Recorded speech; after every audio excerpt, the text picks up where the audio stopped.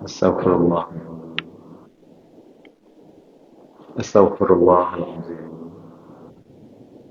Astaghfirullah al-azim alladzi la ilaha illa huwal hayyul qayyum wa atubu ilaih. La ilaha illallah wahdahu la syarika lah.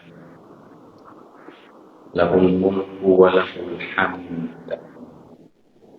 Yuhyi wa yumiit wa huwa ala kulli syai'in qadir. Assalamualaikum warahmatullahi wabarakatuh. A'udzu billahi minasyaitonir rajim. Bismillahirrahmanirrahim. Alhamdulillah. Alhamdulillahilladzi hadana li hadza wa ma kunna linahtadiya laula an hadana Allah.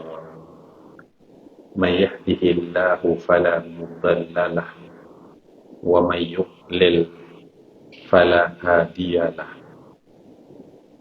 Assalatu wassalamu ala Rasulillah wa man tabi'al huda wa wala wa ba'd. Terima kasih kepada Tuan Pengerusi Majlis, Timbalan Pengerusi dan tim Aljatan Kuasa Masjid Al-Islah, Al-Afadil, Tuan-Tuan Imam, Bilal dan pegawai masjid. Seterusnya saya kira kepada semua yang hadir bersama-sama dalam majlis kita pada pagi ini. Tak lupa saya kepada Isma, saudara Isma yang membantu, hadirin hadirat yang saya muliakan. Pertama sekali kepada Allah kita rafakkan syukur kerana saat kita boleh melakukan satu-satu kebaikan, dialah Allah yang memberikan kepada kita hidayah, inayah dan taufik. Kerana tak boleh kita lakukan apapun kebaikan sekiranya Allah tidak berikan kepada kita hidayah, inayah dan taufik. Kita datang ke majlis ini bukan kerana kita sihat, bukan kerana kita lapang, bukan kerana tangan kita boleh menghayun, kaki kita boleh melangkah. Maka kita pun datang ke majlis ini.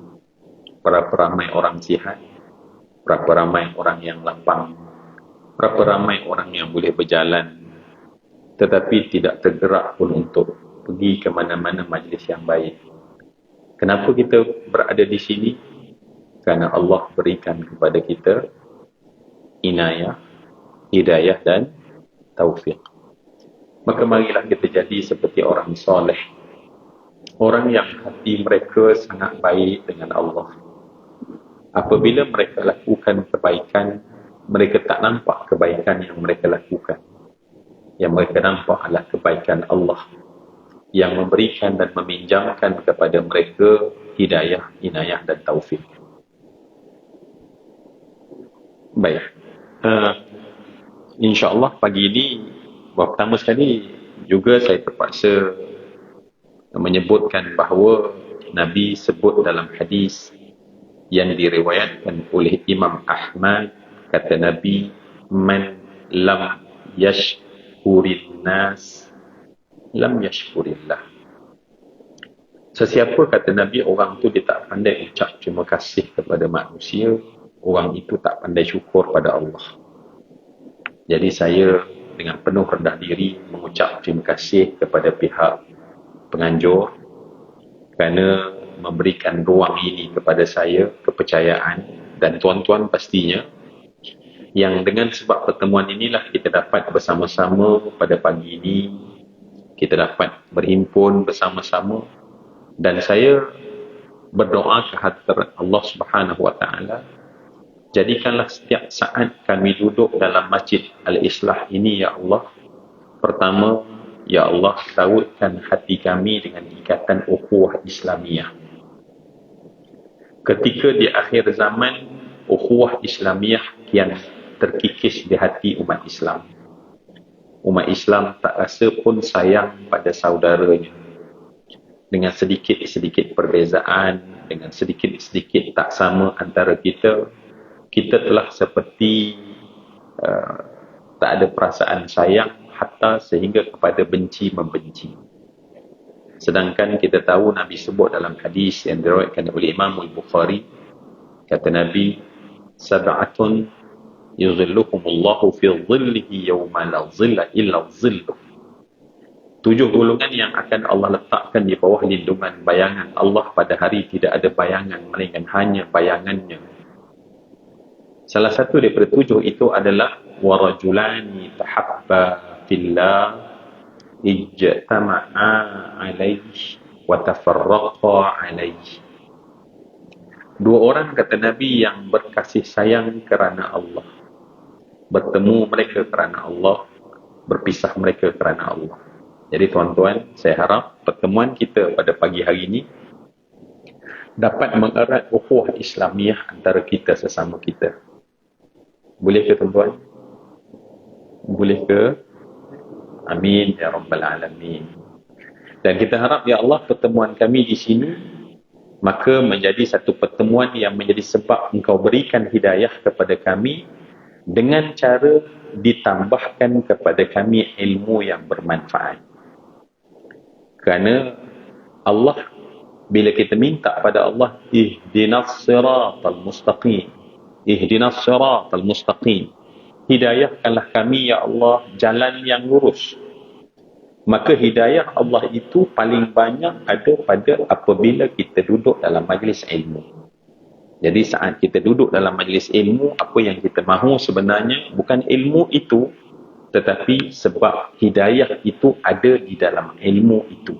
Maka sebab itu kita harap di samping ukhuwah Islamiyah, maka kita harap kita dapat sama-sama pada pagi hari ini bertambah ilmu, insya-Allah.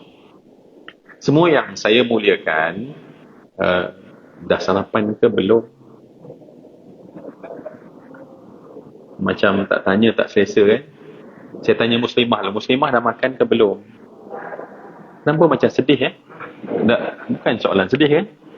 Dah sarapan belum? Alhamdulillah. Muslimin, Tuan-Tuan Haji, dah sarapan? Allahu Akbar ya. Kalau dah sarapan, ada 2 benda yang berlaku dalam fikiran saya sekarang. Kalau dah sarapan, Alhamdulillah, maknanya orang kata kalau perut dah kenyang, senang berbincang. Tapi kalau dia makan tadi berat sikit, kena pula nasi lemak, telur mata, ya, itu yang merisaukan saya. Sebab nampak je tenang, tapi kat dalam tu tuan-tuan macam mesin basuh tu, dia tengah spin, ya.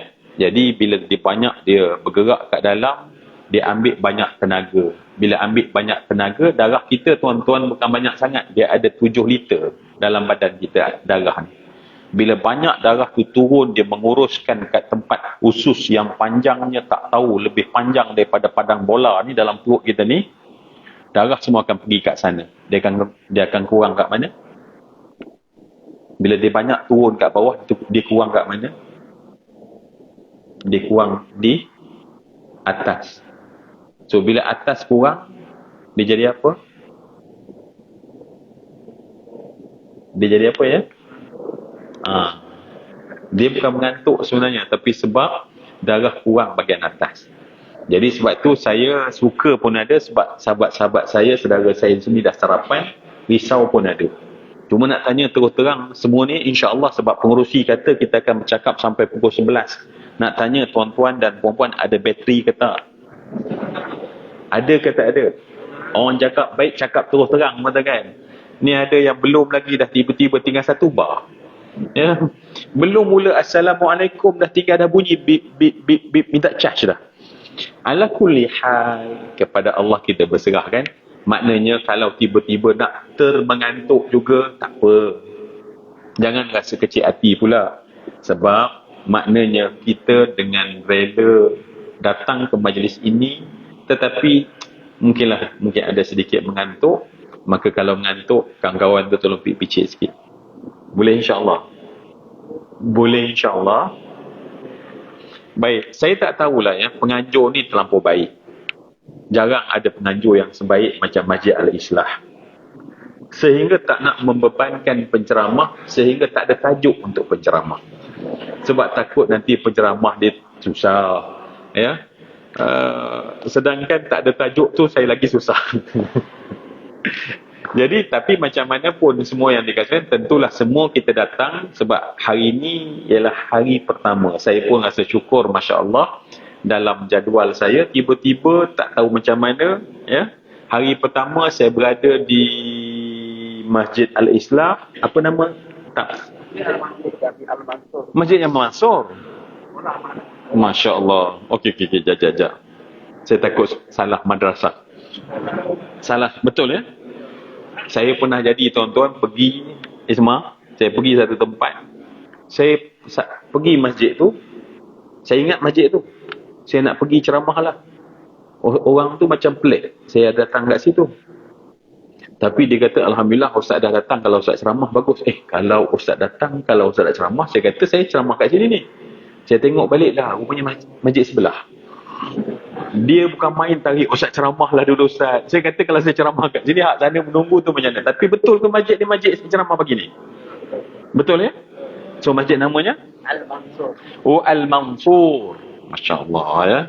Jadi minta maaf tadi, patut macam nak marah pun ada tuan-tuan ya. Masjid Islah main mana kan? Baik, jangan marah. Kan kita ni adik-beradik. Kalau salah-salah sikit, maafkan. Patut saya tanya sarapan ke tak, nak jawab tak. Kan? Di ni mana main. Baik. Semua yang saya muliakan, baik, Masjid Al-Mansur hari ini kita saya Alhamdulillah, dalam jadual saya syukur pada Allah, awal tahun ini saya dapat duduk bersama dengan insan-insan soleh yang ada di Masjid Al-Mansur. Kampungnya? Sungai Lampam. Masya Allah ya. Lampam ikan kan? Oh, Masya Allah. Saya takut salah sebab kami Pahang pun Lampam ikan. Oh, sebab memang banyak ikan Lampam ke? Ha? Oh, asal pembukaan dulu, tapi setelah dituba, dan akhirnya anak cucu tak dapat lagi dah ya. Jadi moralnya adalah kita jagalah satu benda supaya anak cucu kita bukan baca nama tapi nanti dia tahu bendanya ya, insya-Allah. Baik, semua yang saya muliakan, oleh kerana tidak ada tajuk, jadi saya bercadang Tuan Pengerusi, saya tentulah semua datang mungkin nak lebih faham tentang hijrah kan? Baik, nak lebih faham tentang hijrah, dan hari ini cuma saya bercadang. Ni cadangan saya tuan-tuan. Saya bercadang tak naklah memberi ceramah. Tetapi saya cadang kalau boleh majlis ini saya nak jadikan dia sebuah majlis muzakarah. Maknanya bukan ceramah tuan-tuan, tapi sebuah majlis perbincangan. Boleh ke? Boleh ke? Baik semua. Tempat lain tak boleh tuan-tuan ya. Tempat lain dikatalah ceramah. Habis ceramah lah, apa nak muzakarah bagai. Tapi di sini Masya Allah, oleh kerana orangnya baik-baik, Masya Allah, sanggup daripada ceramah kepada bila muzakarah. Sebab ulama kata ilmu ada dalam dada. Sebab saya yakin 100%, 100%, semua yang ada dalam ni tahu tentang hijrah. Jadi bila kita semua tahu tentang hijrah, maka ilmu tentang hijrah itu kita ada. Jadi bukan nak tambah ilmu, tetapi saya nak hari ini kita hidupkan ilmu. Dan ulama beri pesan, hayatul ilm mudzakarah. Ilmu yang memang dah ada dalam diri, untuk dia hidup cambah subur, caranya muzakarah. Jadi saya memilih, dan Alhamdulillah dipersetujui oleh semua saudara saya, adik-beradik saya ada kat sini, untuk kita muzakarahkan tentang hijrah. Baik. Yang kedua tuan-tuan, saya Ini juga permintaan yang kedua. Permintaan yang kedua adalah saya bercadang sepanjang, sebab bila majlis ilmu dia macam naik kereta untuk sampai ke destinasi. Saya nak mengisi ruang dalam perjalanan ilmu ini bukan sekadar muzakarah, tetapi saya bercadang untuk bacakan doa dan kita bacakan doa tu bersama-sama. Boleh ke? Mudahnya berunding kan? Setengah orang dia kata boleh tapi dengan 3 syarat. Saya tengok syarat tu tak apalah, tak payahlah. Tapi kat masjid sungai ke? Masjid betul. Lampam tadi apa? Sungai Lampam ni alhamdulillah ya. Sebab orangnya baik-baik belaka. Masya Allah. Maknanya yang kedua apa tadi? Sama berdoa. Boleh ya? Yang ketiga, ni yang penting juga. Ini permintaan saya. Kalau tuan-tuan tak setuju pun tak apa. Ya? Kalau tuan-tuan tak setuju tak apa. Yang ketiga, apabila ada satu amal yang kita boleh buat dalam majlis ini pada waktu ini, saya nak ajak kita lakukannya pada masa ini. Boleh ke tak? Boleh ke tidak? Masya Allah. Meyakinkan. Untuk makluman, ni orang kata for your information. Untuk makluman. Depan saya ni, mata saya ni penuh dengan orang-orang baik. Ya, insan-insan soleh ni, Masya Allah. Apabila orang baik rasa nak buat baik, syaitan akan bisik. Siapa tahu apa bisikan syaitan itu? Ya, hajah-hajah ni, muslimah kita ni, rasa nak buat baik. Tuan-tuan haji rasa nak buat baik. Anak-anak kita rasa nak buat baik. Kita rasa nak buat baik. Bila rasa nak buat baik, syaitan akan bisik. Apa syaitan bisik? Ya? Saya tak apa dengar. Jangan ikut. InsyaAllah. Muslimah, bagi cadangan. Muzakarah kan? Apa?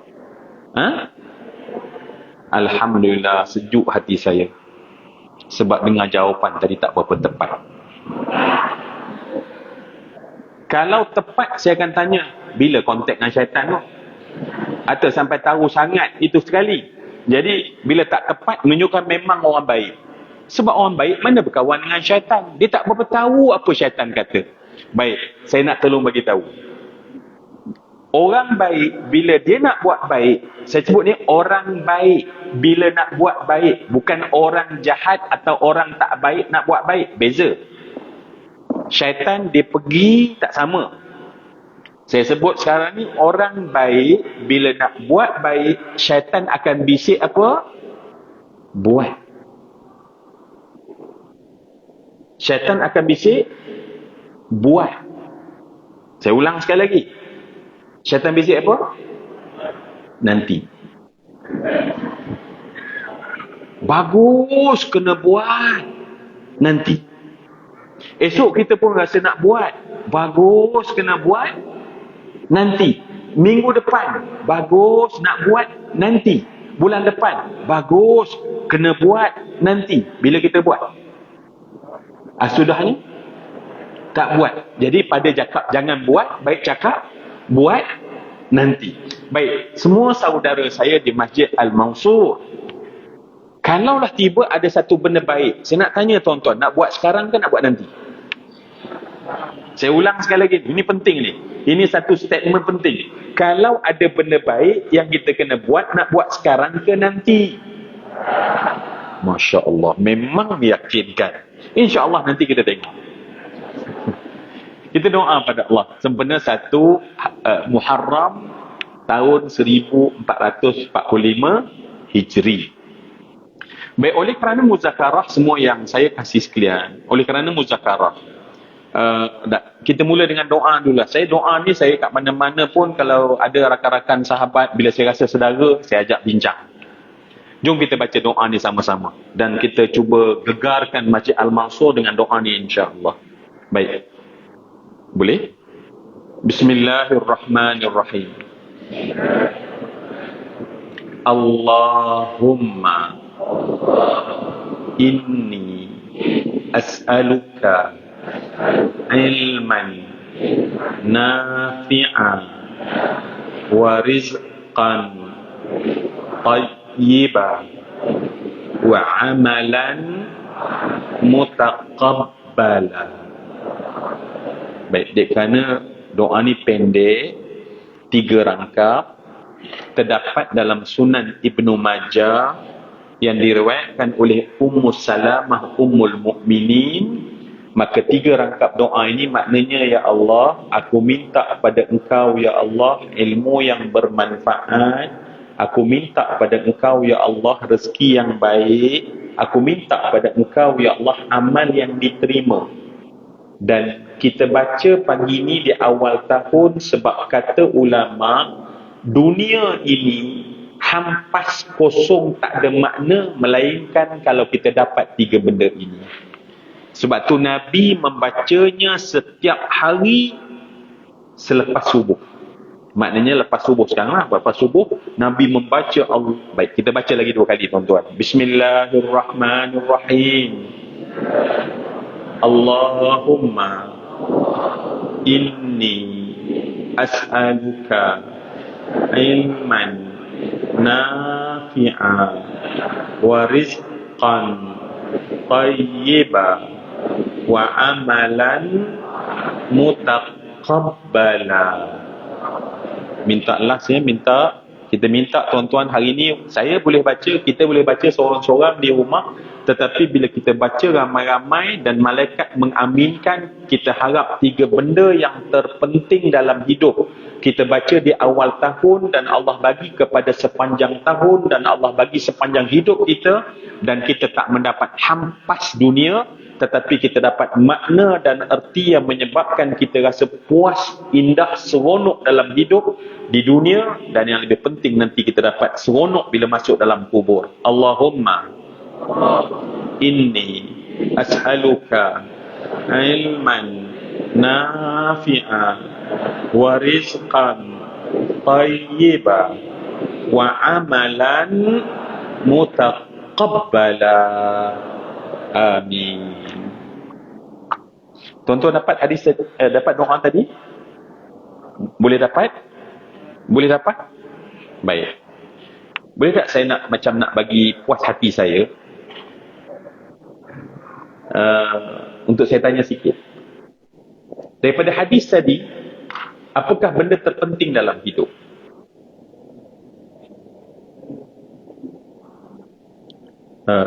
Kalau saya nak minum air, boleh ke? Boleh. Nak tanya, kalau boleh saya ambil. Bukakan. Ha? Boleh. Allah.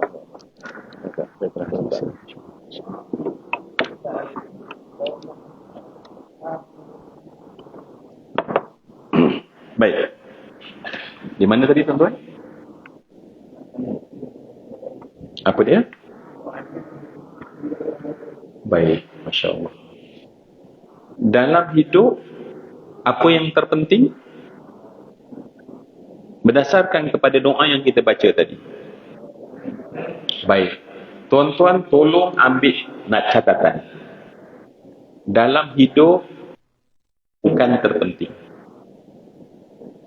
So, dalam hidup, apa yang terpenting? Dalam hidup. Kita baru baca doa tadi. Apa yang terpenting? Dalam hidup, amal bukan terpenting. Apa yang terpenting? Baik. Dengar betul-betul. Dalam ilmu, yang terpenting adalah ilmu yang bermanfaat.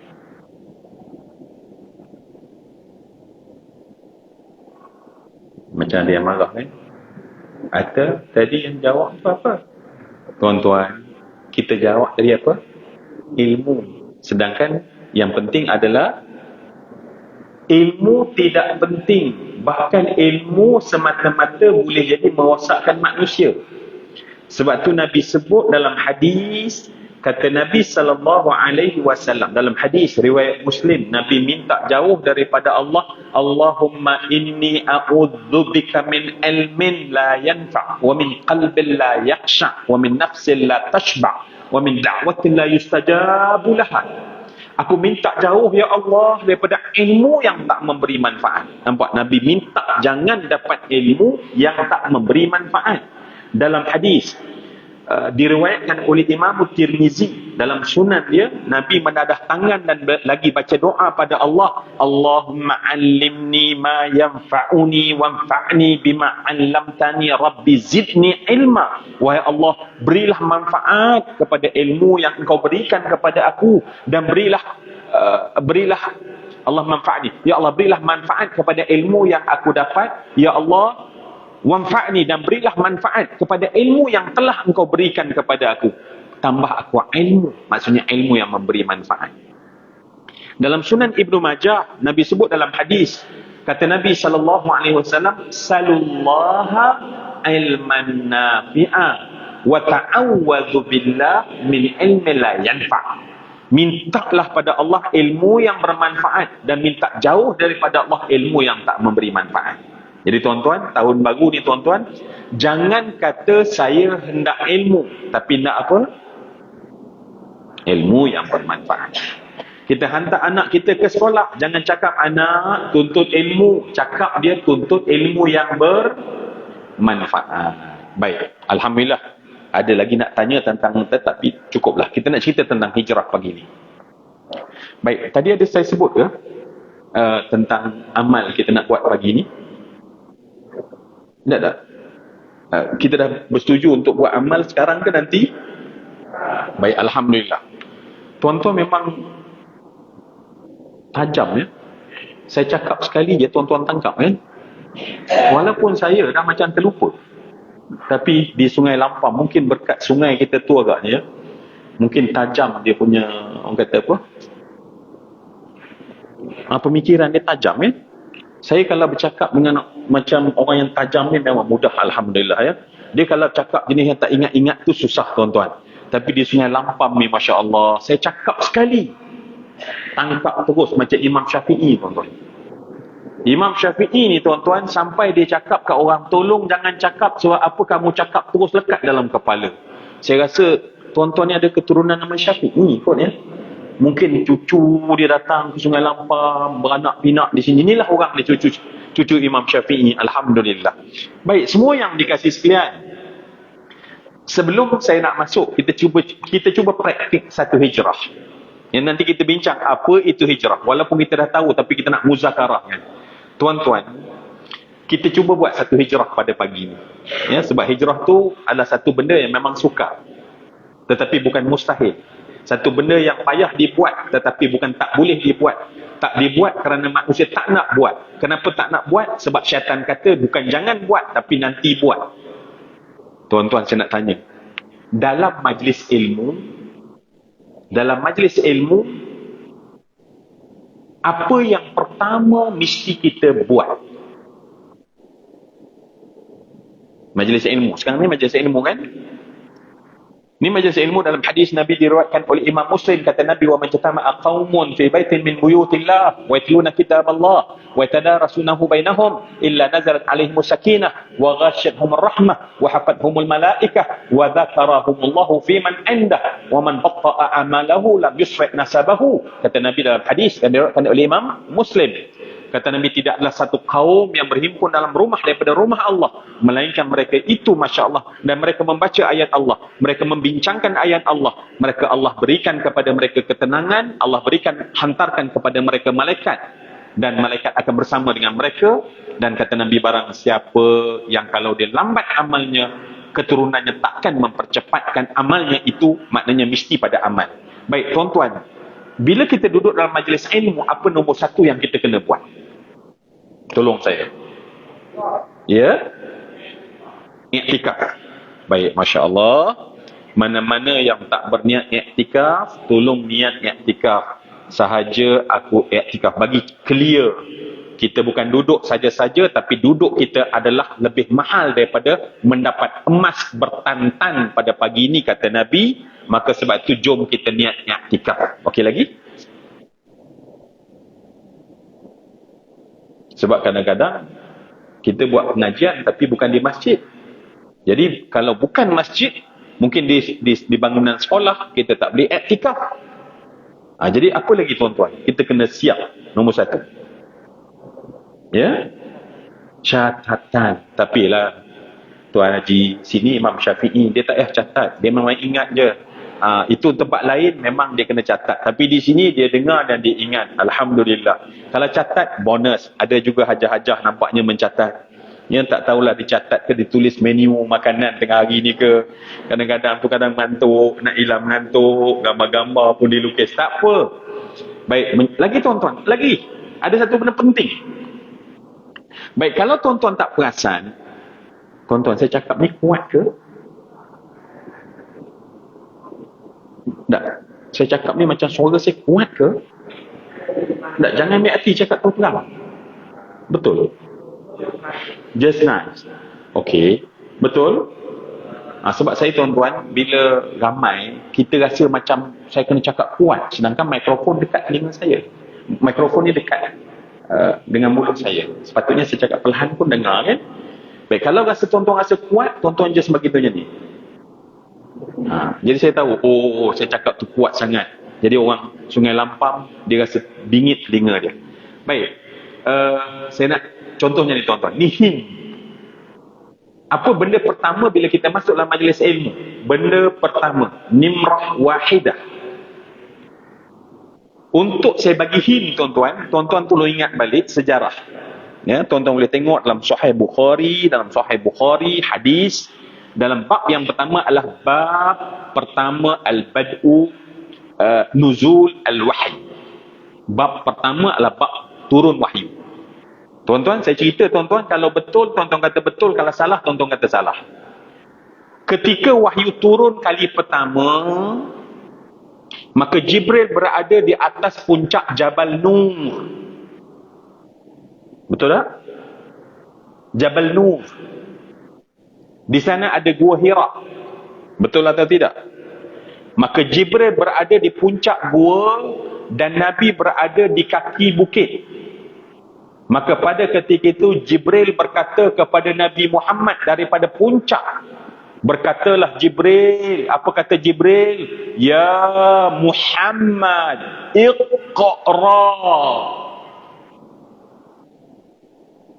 Maka Nabi yang berada nun di dasar, di kaki bukit menjawab, ma ana biqari'in.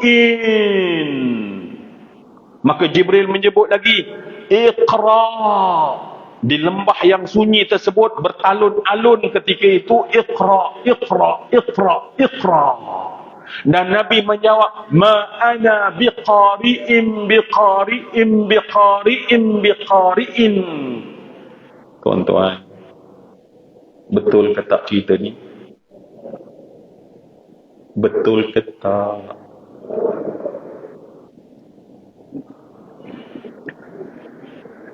Tu yang payah bila Ustaz cakap kan. Nak cakap salah kan takut dia kecil hati pula. Kalau dia kecil hati, dia like group pula. Nanti nak panggil susah.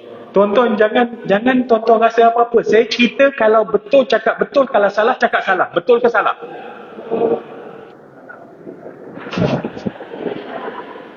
Baik, jawapannya adalah salah.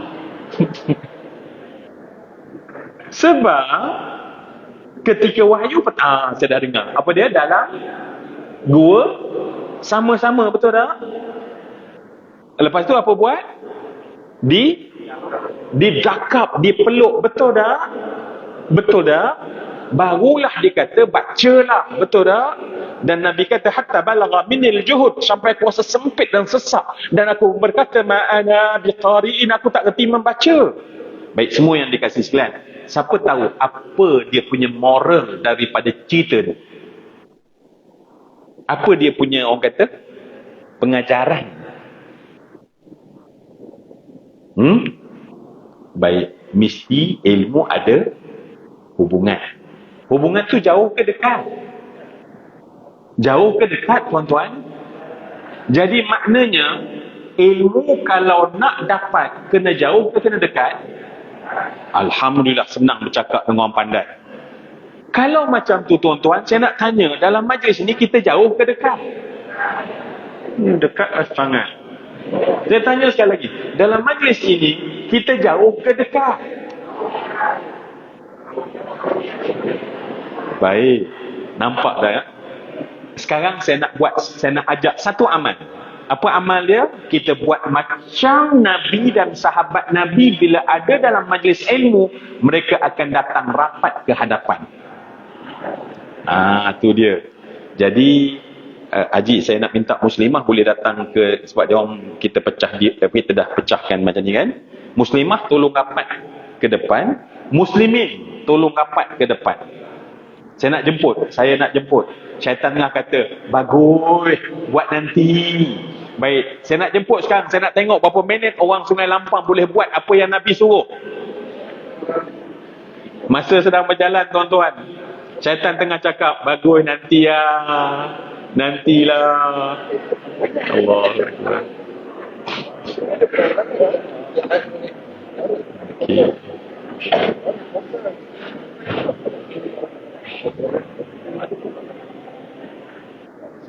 Allah Akbar. Masya Allah.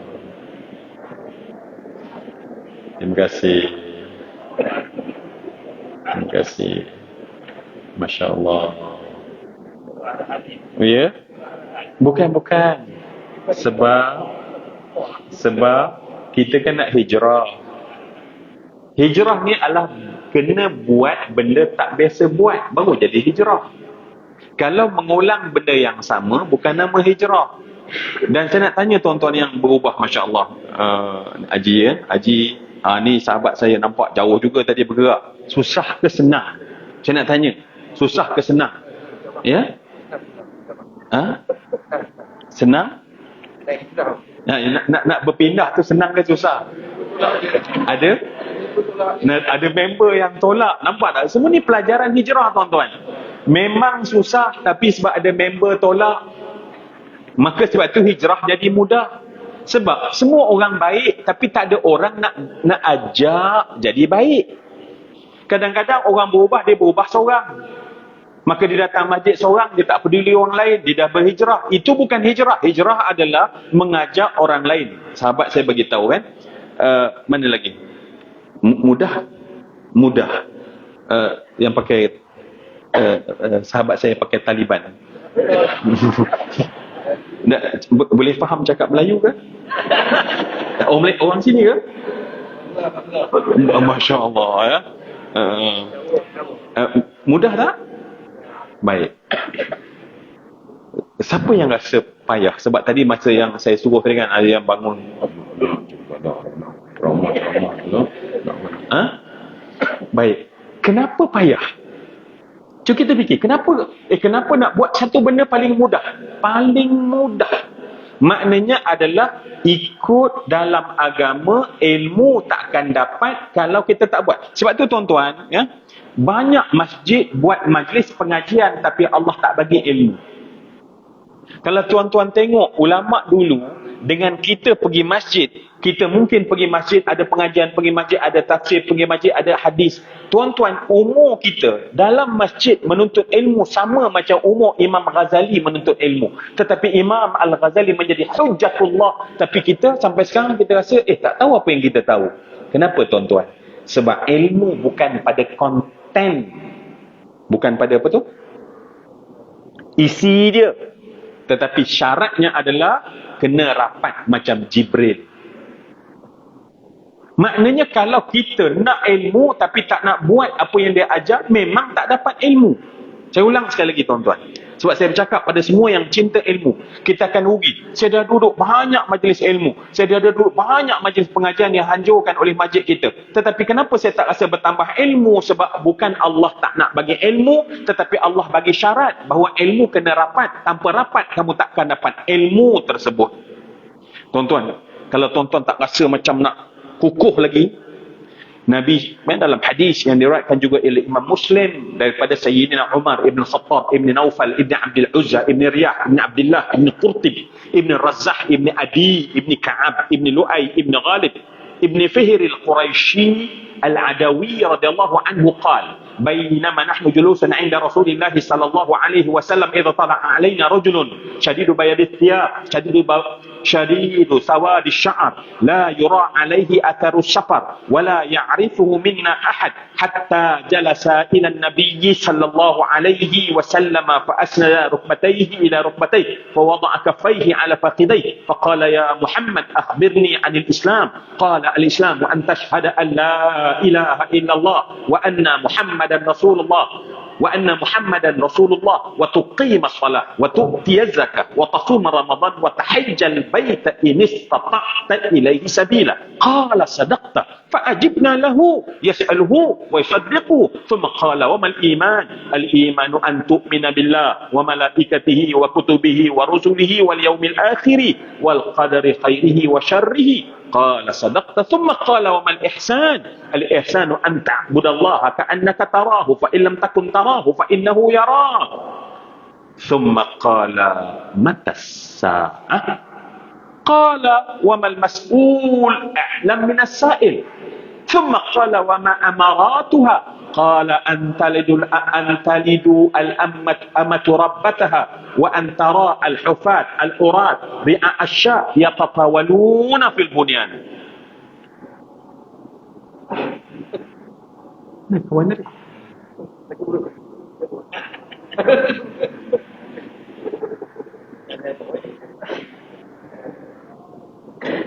Tuan-tuan,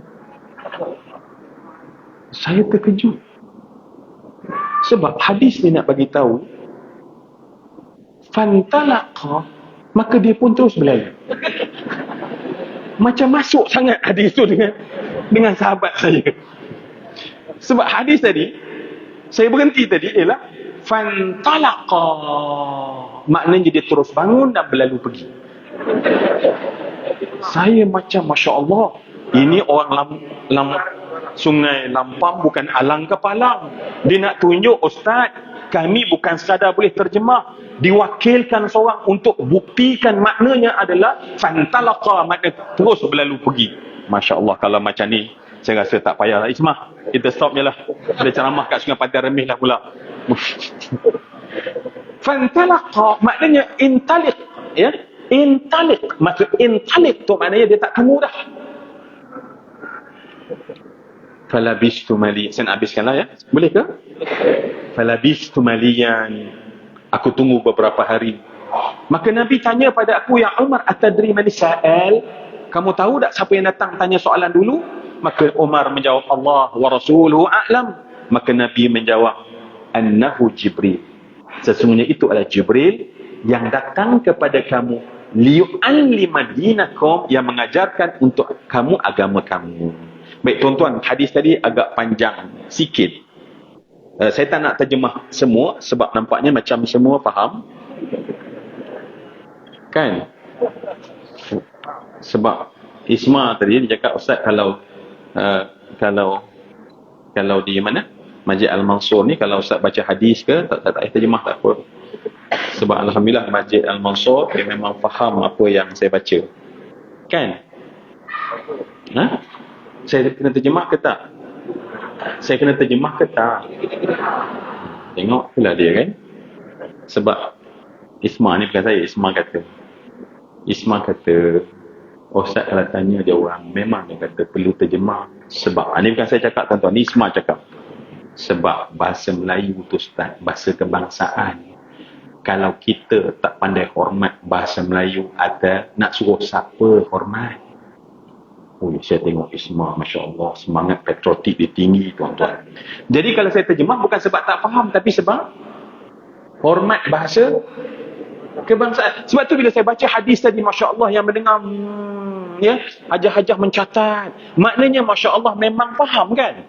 Sebab hadis tu bukan apa, cerita tentang Sayyidina Umar kata, bainama nahnu julusun 'inda Rasulillah, tatkala kami duduk-duduk dengan Nabi sallallahu alaihi wasallam, tiba-tiba datang seorang lelaki yang pakai baju putih yang melepak dan kemudian rambutnya hitam berkilat, tetapi kami tak tahu siapa dia. Kalau dia orang Madinah tentu kami kenal, tetapi cara perawakannya bukan seorang musafir. Menjadi dia lelaki misteri. Tetapi okey, yang ni penting tuan-tuan. Sebab ini tuan-tuan, kenapa tuan-tuan datang duduk dekat tadi? Sebab kata Sayyidina Umar, hatta jalasa ilan nabi fa asnada rukbatayhi ila rukbatayhi. Apa maksud dia? Apa dia? Tengok tak payah terjemah. Tengok saja yang nak suruh kita terjemah kan. Dah faham sebenarnya. Bila sebut fa asnada rukbatayhi ila rukbatayhi, bertemu lutut dengan lutut. Saya tak terjemah, memang semua dah tahu dah. Fa wada'a kaffaihi ala fakhidhaihi. Apa maksud dia? Meletakkan atas. Tengok tak payah terjemah, masya-Allah. Buat penat terjemah aja sebab semua dah tahu kan.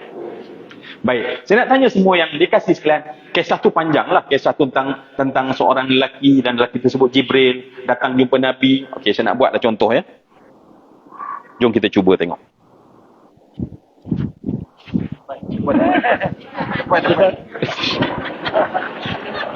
Jangan pakai hadis lain. Memang ada hadis lain duduk sebelah-sebelah. Baik. Tak bertemu.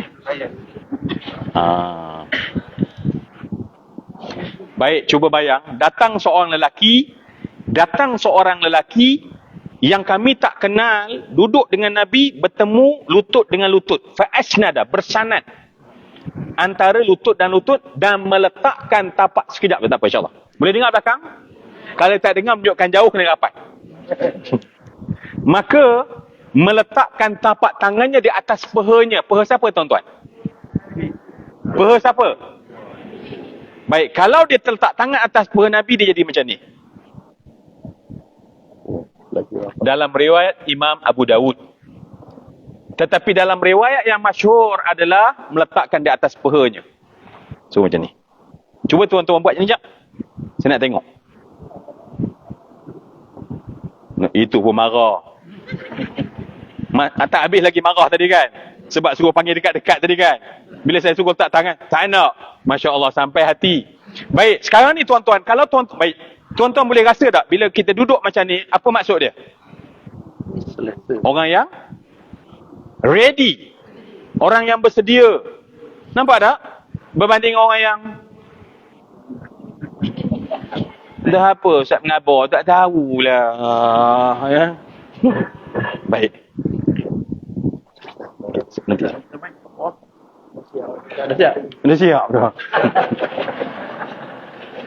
Lambat Ismail menelpon. Terima kasih Haji. Baik, semua yang saya kasih sekarang. Tuan-tuan nampak tak? Itulah cara nak dapat ilmu. Bila kita tak buat cara itu, kita masuk dalam majlis ilmu, dapat tak? Tak dapat. Sebab tu akhirnya kita jadi orang yang paling rugi, kata Imam Al-Ghazali. Sebab dia masuk, qul hal nunabbi'ukum bil akhsarina a'mala alladhi dhalla sa'yuhum fil hayati dunya wa hum yahsabuna annahum yuhsinuna sun'a. Maknanya orang yang tak dapat tapi dirasa buat. Jadi alhamdulillah tuan-tuan, tangan kanan tolong tepuk bahu pipi, cakap terima kasih, tahniah. Cakaplah. Cakap tahniah pada diri sendiri. Sebab dah melakukan satu benda yang Nabi sangat suruh. Dan kemudian kita buat. Sebab yang menjadi guru kita sekarang siapa? Tengok, marah lagi. Ya Allah. Siapa yang jadi guru kita? Jibril. Sebab Jibril ajar, kita ikut. Cuba bayang kalau Jibril ajar pun tak nak ikut, nak suruh siapa ajar? Ada? Malaikat maut. Alhamdulillah. Sebab itulah istimewa dia Masjid Sungai Lampam ni. Masjid Al-Mansur Sungai Lampam. Masya Allah, kami buat Bukan sebab Ustaz suruh, bukan sebab saya Zuramli, tetapi sebab Jibril yang mengajar Nabi dan kita buat. Dan inilah satu benda yang Alhamdulillah, alangkah baiknya kalau kita letak dalam diri. Sebab kata para pengkaji psikoanalisis, kata manusia ni dia ada satu tabiat. Tabiat manusia ialah dia suka ulang benda sama. Kalau dia dah biasa duduk, takutnya nak cakap kecil hati. Macam nak buat supaya nak cakapnya kecil hati, ya? Macam mana, ya? Oh, terang, Masya Allah. Tak. Saya cakap tak ada nak mengata siapa, tapi nak cerita tentang kita. Kalau kita memang biasa macam tu, macam itulah kita ulang. Saya, tuan-tuan, kalau datang masjid, saya suka duduk belah kanan. Tak ada siapa suruh. Pergi mana? Belah kanan. Esok kalau pergi mana masjid, belah kanan. Sedangkan kat tengah-tengah ada kosong. Duduk je belah kanan. Baik. Manusia, menurut pengkaji jiwa, pengkaji manusia, mereka suka ulang benda sama walaupun benda tu tak elok. Dan manusia ada stamina untuk ulang benda sama sampai mati. Dan sebab Ustaz ya? Ustaz ke? Ustaz Agus, Masya Allah Ustaz. Masya Allah. Ustaz, susahlah saya ni Ustaz. Saya ni kan, Ustaz, bila kalau orang jauh-jauh kan, maksudnya duduk jauh-jauh, saya tak rasa bersalah. Saya rasa happy je. Tetapi bila tuan-tuan datang tempat dekat, saya dah rasa bersalah. Apa rasa bersalah saya? Mak saya pesan, jangan duduk lebih tinggi berbanding dengan orang. Apatah lagi Ustaz Agus ada. Kan? Haji, seperti tadi saya rasa tak senang hati sebenarnya. Tuan-tuan tengok, saya duduk ujung-ujung ni. Tapi, kadang-kadang kalau tak duduk atas kursi, macam tadi tak nampak kan? Jadi, saya sebenarnya rasa bersalah duduk lebih tinggi. Apatah lagi atas Ustaz Agus dan semua tuan-tuan ni. Sebab mak saya marah. Tuan-tuan tolong jangan ambil gambar hantar kat mak saya. Nanti saya tak ada alasan nak cakap. Ya. Ustaz Ahlan Dik. Baik Ustaz, saya berbincang dengan sahabat-sahabat saudara baru kenal Ustaz. Alhamdulillah. Katanya lepas ni dapat 2 kilo ikan lampam. Alhamdulillah, tunggu juga Ustaz.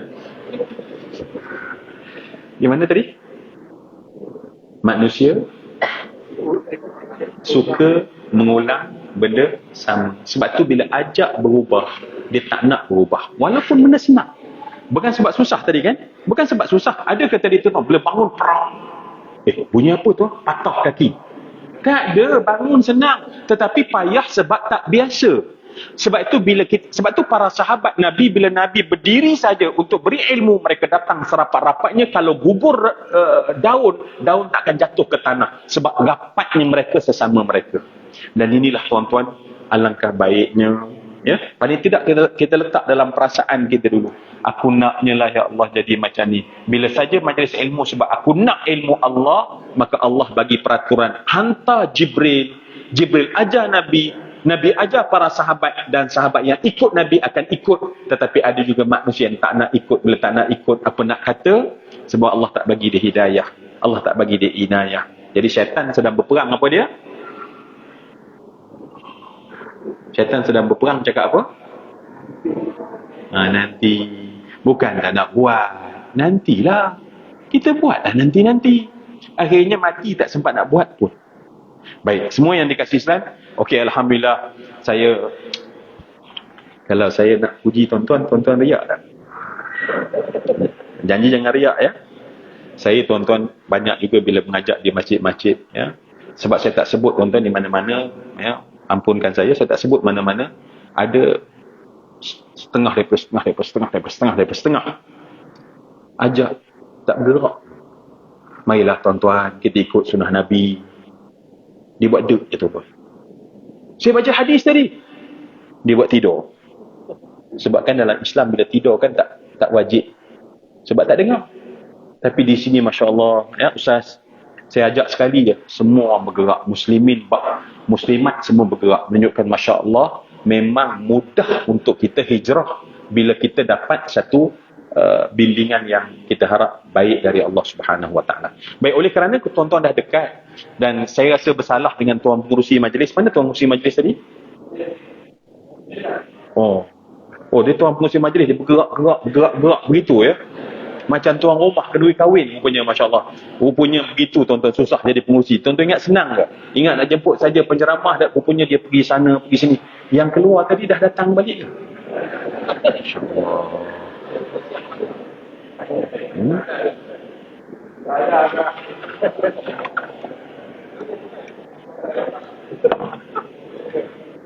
Tuan-tuan tahu kenapa keluar tadi kan?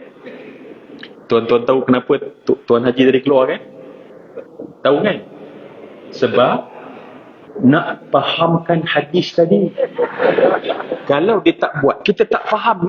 Sebab makna intalaqa dengan talaqa beza. Intalaqa yantaliqu intilaqan, muntaliqun muntalaqun, intaliq la tantaliq, muntalaqun muntalaqun. Tu Haji kata nak tasrif ni payah, dia buat, dia bangun. Walaupun dia malas nak keluar, tetapi sebab nak pergi faham. Ustaz, baru kami di Sungai Lampang faham makna intalaq, maka dia pun intaliq.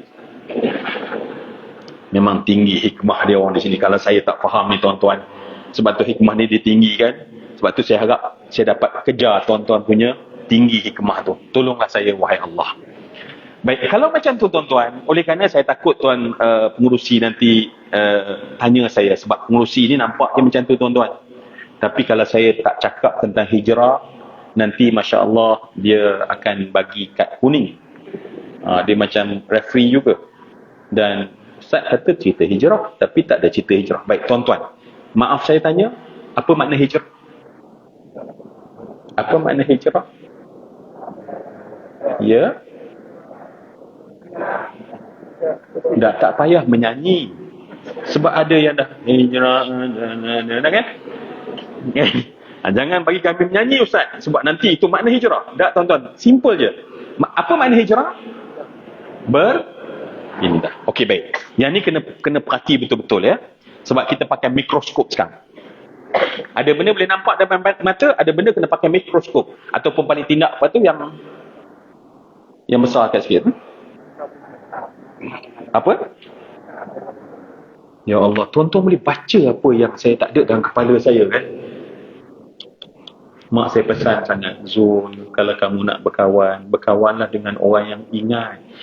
Bila kamu lupa, dia ingatkan. Saya nak WhatsApp mak lah. Mak, Alhamdulillah. Jauh saya nak cari kawan. Yang bila saya tak ingat, lost perkataan apa tadi? Nampak kan? Ini hanya golongan saintis dia boleh jawab ni sebenarnya. Atau orang macam saya ni tak boleh hilang perkataan tu kadang-kadang. Baik. Perkataan ni, kena tengok pakai kanta. Kalau tengok mata kasar tak perasan. Okey, sekali lagi tuan-tuan. Apa makna hijrah? Okey. Simple kan? Hijrah makna pindah. Baik, itu makna hijrah. Nanti kita cuba, orang kata, perdalam makna dia. Orang yang hijrah, dia panggil apa?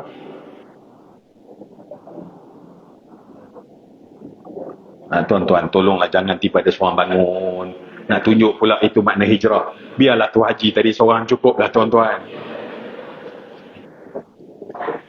Apa? Orang yang hijrah dia panggil apa? Apa dia? Masya-Allah. Betul lah Isma cakap. Di Masjid Al-Mansur ni, Ustaz. Sebelum kuliah 2 minggu dia nak buat kajian. Betul memang. Masya-Allah. Patutlah dia prepare tu lain tuan-tuan. Kalau saya pergi ceramah kat pelajar universiti tuan-tuan, ini yang level 4 flat ni. Yang memang dia dah prepare sebelum ceramah, dia dah prepare. Yang memang markah-markah bawah ni baru tak faham apa benda. Tapi kat sini masya-Allah bukan semua. Orang berhijrah disebut apa tadi? Masya-Allah. Baik. Dengar betul-betul. Orang yang berhijrah, maknanya tuan-tuan tadi daripada belakang ke sini sebenarnya muhajir. Sebenarnya once kita buat hijrah, kita buat satu perubahan, maka kita dah jadi seorang muhajir. Bila jamak muhajirin lah kan. Kalau singular, kalau dia apa tu? Satu, singular, dia disebut mufrad, maka dia sebut muhajir. Bila banyak, kalau lelaki muhajirun, kalau perempuan muhajirah. Ya, kalau lelaki muhajirun, kalau perempuan muhajirat. Tetapi muhajir, semua setakat ni nampak tak? Okey, baik. Semua yang saya kasih sekalian, sebenarnya kalau kita faham bahawa makna hijrah itu adalah pindah, kita bukan muhajir. Tetapi disebut hajir.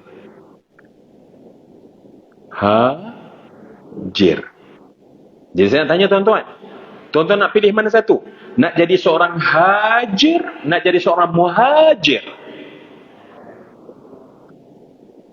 Sekali lagi, sebab kita tengah bincang tuan-tuan, nak bagi makna. Sebab bila kita faham makna ni, kita akan faham, okey, itu hijrah. Sebab bila hijrah, semua orang kata hijrah tu adalah perpindahan, al-intiqal min makanin ila makanin, al-hijrah tu al-intiqal min halin ila hal. Baik, tetapi tuan-tuan, bila kita faham bahawa rupanya orang yang tuan-tuan okey dengan saya ke ni? Tuan-tuan okey ke tak? Kalau tuan-tuan tak apa, saya skip. Kalau tuan-tuan like, tak swipe. Baik tuan-tuan, kalau tuan-tuan masih okey, saya nak terangkan. Sebab dia macam agak macam dekat teknikal sikit kan. Tapi tuan-tuan masih boleh bersama dengan saya? Itulah masalah tuan-tuan. Saya sebenarnya bila teknikal, saya minta pada Ismail, tolonglah siapkan saya satu whiteboard. Kan mudah bila ada whiteboard, kita terangkan. Kan? Itu pandangan saya. Tapi Ismail cakap apa? Ustaz, whiteboard tu old fashion. Whiteboard tu old fashion, old school. Kami di sini, Sungai Lampang, kami pakai visualization. Gerah pun ada tuan cik Isma ni. Tapi saya nak test tuan-tuan, betul tak Isma ke saya betul? Saya nak minta whiteboard. Tapi whiteboard old school, old fashion dia kata. Kami pakai, kan tuan-tuan, visualization maknanya pandang, tangkap dalam kepala. Itu visualization. Saya nak cuba tuan-tuan. Saya betul ke Isma betul? Sebab nak bagi nampak makna hajir, makna muhajir, apa beza? Dan faham itu, faham makna hijrah sebenar. Kalau kita lost kat situ, kita tak apa-apa nak faham makna hijrah yang sebenar. Hari ni kita bincang kan? Saya cakap laju sangat ke? Enggak, jangan cakap ambil hati, cakap terang-terang. Sebab kadang-kadang saya cakap laju, mak saya salah. Cakap pelan sikit. Mak saya semangat. Okay, please. Saya nak uji tuan-tuan. Okay. Ni bentuk apa? Allah, betul Ismail punya. Maknanya tak payah pakai whiteboard. Visualize. Dah nampak. Masya Allah. Okey. Tunggu dulu. Saya test yang kedua. Ni bentuk apa tuan-tuan? Masya Allah. Astaghfirullahaladzim. Salah saya rupanya. Ismail. Betul Ismail. Kat sini tak payah pakai whiteboard. Tak payah susah-susah whiteboard dia kata kan. Itu cara orang lama rupanya. Okey, oleh kerana tuan-tuan boleh visualization, saya nak letak kat sini nama atas ni hijrah.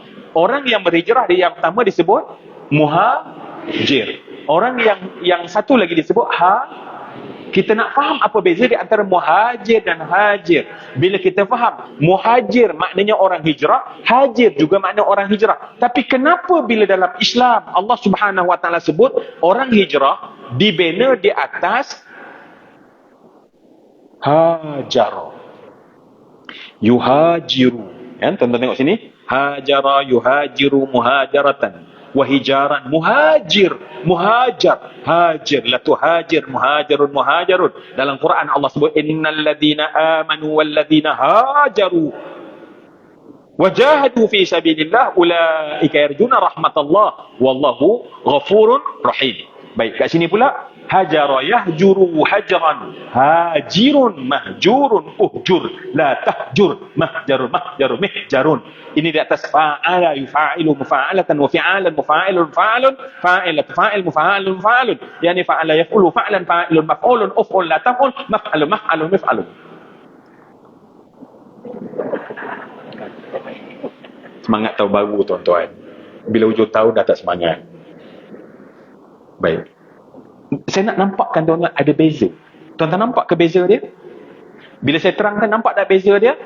Baik, kalau tuan-tuan nampak, sekarang kita cuba bincang. Apa beza seorang hajir yang Allah tak sebut dan Nabi tak sebut, tetapi disebut sebagai muhajir? Jom kita bincang sikit hak ni. Jom kita baca satu doa.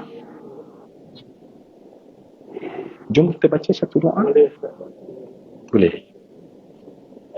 Tak macam seorang je boleh. Yang lain macam, oh boleh. Masya Allah. Saya takut nanti kan, kadang-kadang kan seorang yang kata boleh tu kena marah. Apa ni? Kita dah baca doa tadi, yang tadi pun. Baik. Jom kita baca doa sama-sama. Saya nak baca yang mana ya? Okey, kita baca satu doa. Kita ambil berkat awal tahun. Sebab Syekh Abu Hasan Al-Shazili disebut, dia kata apa dia? Saya baca dalam syarah Al-Hikam Syekh Ata'illah Skandari. Kata Syekh Abu Hasan Al-Shazili, min alamatin najah fi nihayat ar-ruju' ila Allah fi bidayat. Tanda orang berjaya di penghujung adalah mereka kembali pada Allah di permulaan. Kita harap sepanjang tahun 1445 kita menjadi orang berjaya. Maka caranya sekarang kita kembali pada Allah dan kita doa. Baik, doa ni tuan-tuan agak tak panjang sangat, tapi panjang sikit. Saya baca untuk ambil berkat saja. Boleh tuan-tuan? Boleh. Ha? Tak, nanti saya terang lah. Arab lah dulu. Ya? Boleh. Nah, wajah tak puas hati tu saya nampak. Saya Masya Allah. Nah, saya akan terang lah. Hadis ini dikira hadis maktur. Ada dalam riwayat Ibn Mardawai. Boleh tengok dalam tafsir At-Tafsir bil Ma'thur Imam Suyuti. Ad-Durrul Mansur At-Tafsir bil Ma'thur. Boleh? Payahlah macam tak puas hati dengan saya ni, Masya Allah. Baik. Sekejap ya. Saya nak cakap ni sebab orang lain macam okey, dia seorang tak puas hati. Baik. Baik macam ni. Kena. Macam ni. Hadis ni ada dalam kitab At-Tafsir Imam Suyuti. Tak kena, boleh lah. Okey, alhamdulillah, masya-Allah ya. Baik. Dia menakalkan daripada hadis daripada Ibn Mardawai. Dia guna sini Ustaz. Oh, masya-Allah. Ni keluar kat ni TV 3 ya. Masya-Allah. Baik, boleh ke saya kat tu? Insya-Allah. Alhamdulillah, tengok. Jangan lama.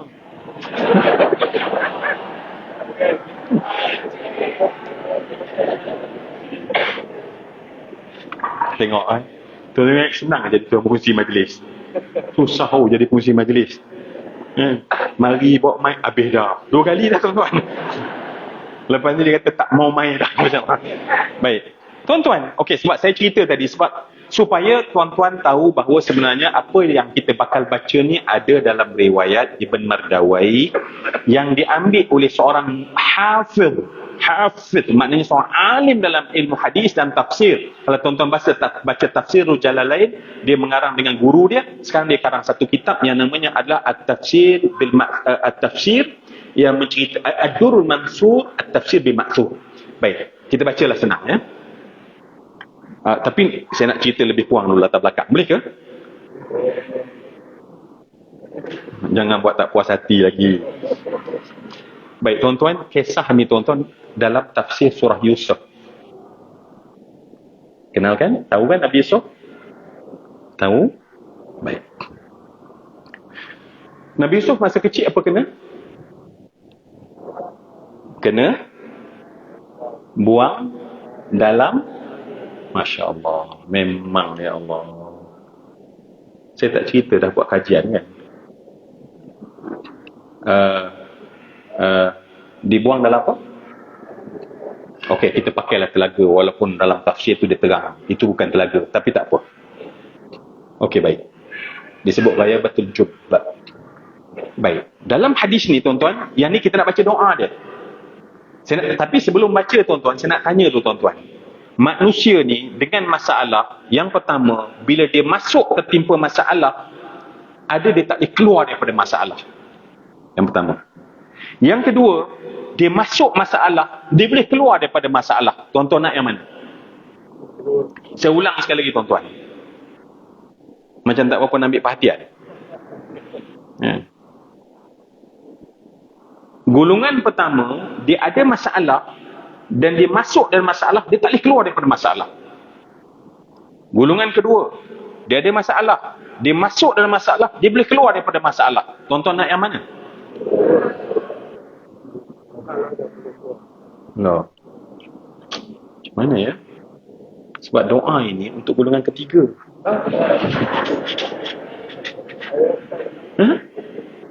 Sebab doa ni untuk golongan ketiga. Jadi macam mana nak baca ni ya? Tuan-tuan nak tahu ke yang ketiga? Okey. Golongan ketiga ialah orang masuk masalah bukan sekadar keluar daripada masalah, tapi dengan sebab masalah tu jadi cemerlang. Ada orang masuk keluar masalah. Esok masuk balik, keluar, masuk balik. Ada orang langsung tak boleh keluar. Tapi yang ketiga, dan ketiga ni ialah orang yang baca doa ni. Sebab tu saya dah mula risau. Tuan-tuan nak yang kedua tadi kan?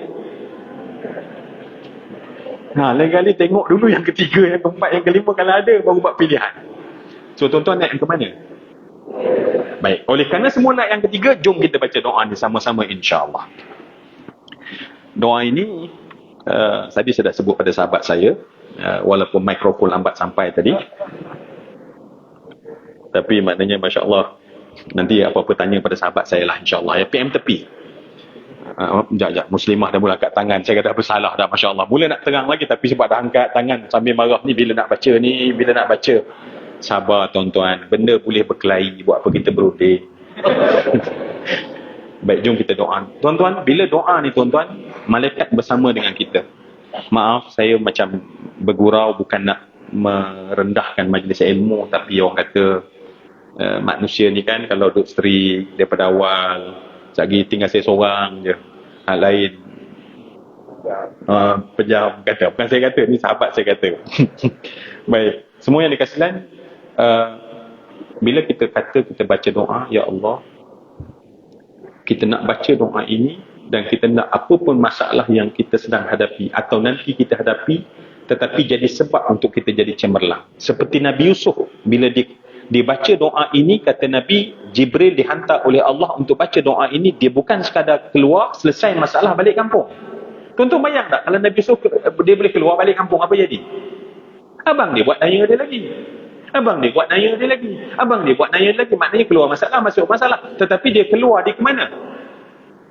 Mesir, menjadi seorang memegang perbendaharaan empire Mesir. Maknanya seluruh kekayaan Mesir, yang hari ini kekayaan, ya, contohnya di Mesir, walaupun Mesir ada sekarang, Mesir kemudian setelah zaman Nabi Allah Yusuf alaihissalam, tetapi nak ceritanya maknanya kekayaan di bumi Mesir itu sangat kaya, diduduk di bawah manusia yang namanya Nabi Yusuf, yang dulu dalam telaga, kita kata dalam telaga, tetapi dia boleh keluar. Maka kata ulama, dengan sebab doa ini dia jadi cemerlang. Jadi kita nak kita cemerlang, kita nak anak-anak kita cemerlang, kita nak student kita cemerlang, suami isteri yang cemerlang, mak ayah yang cemerlang, kita di Sungai Lampang ini cemerlang, semuanya cemerlang. Jom. Baik. Bismillahirrahmanirrahim.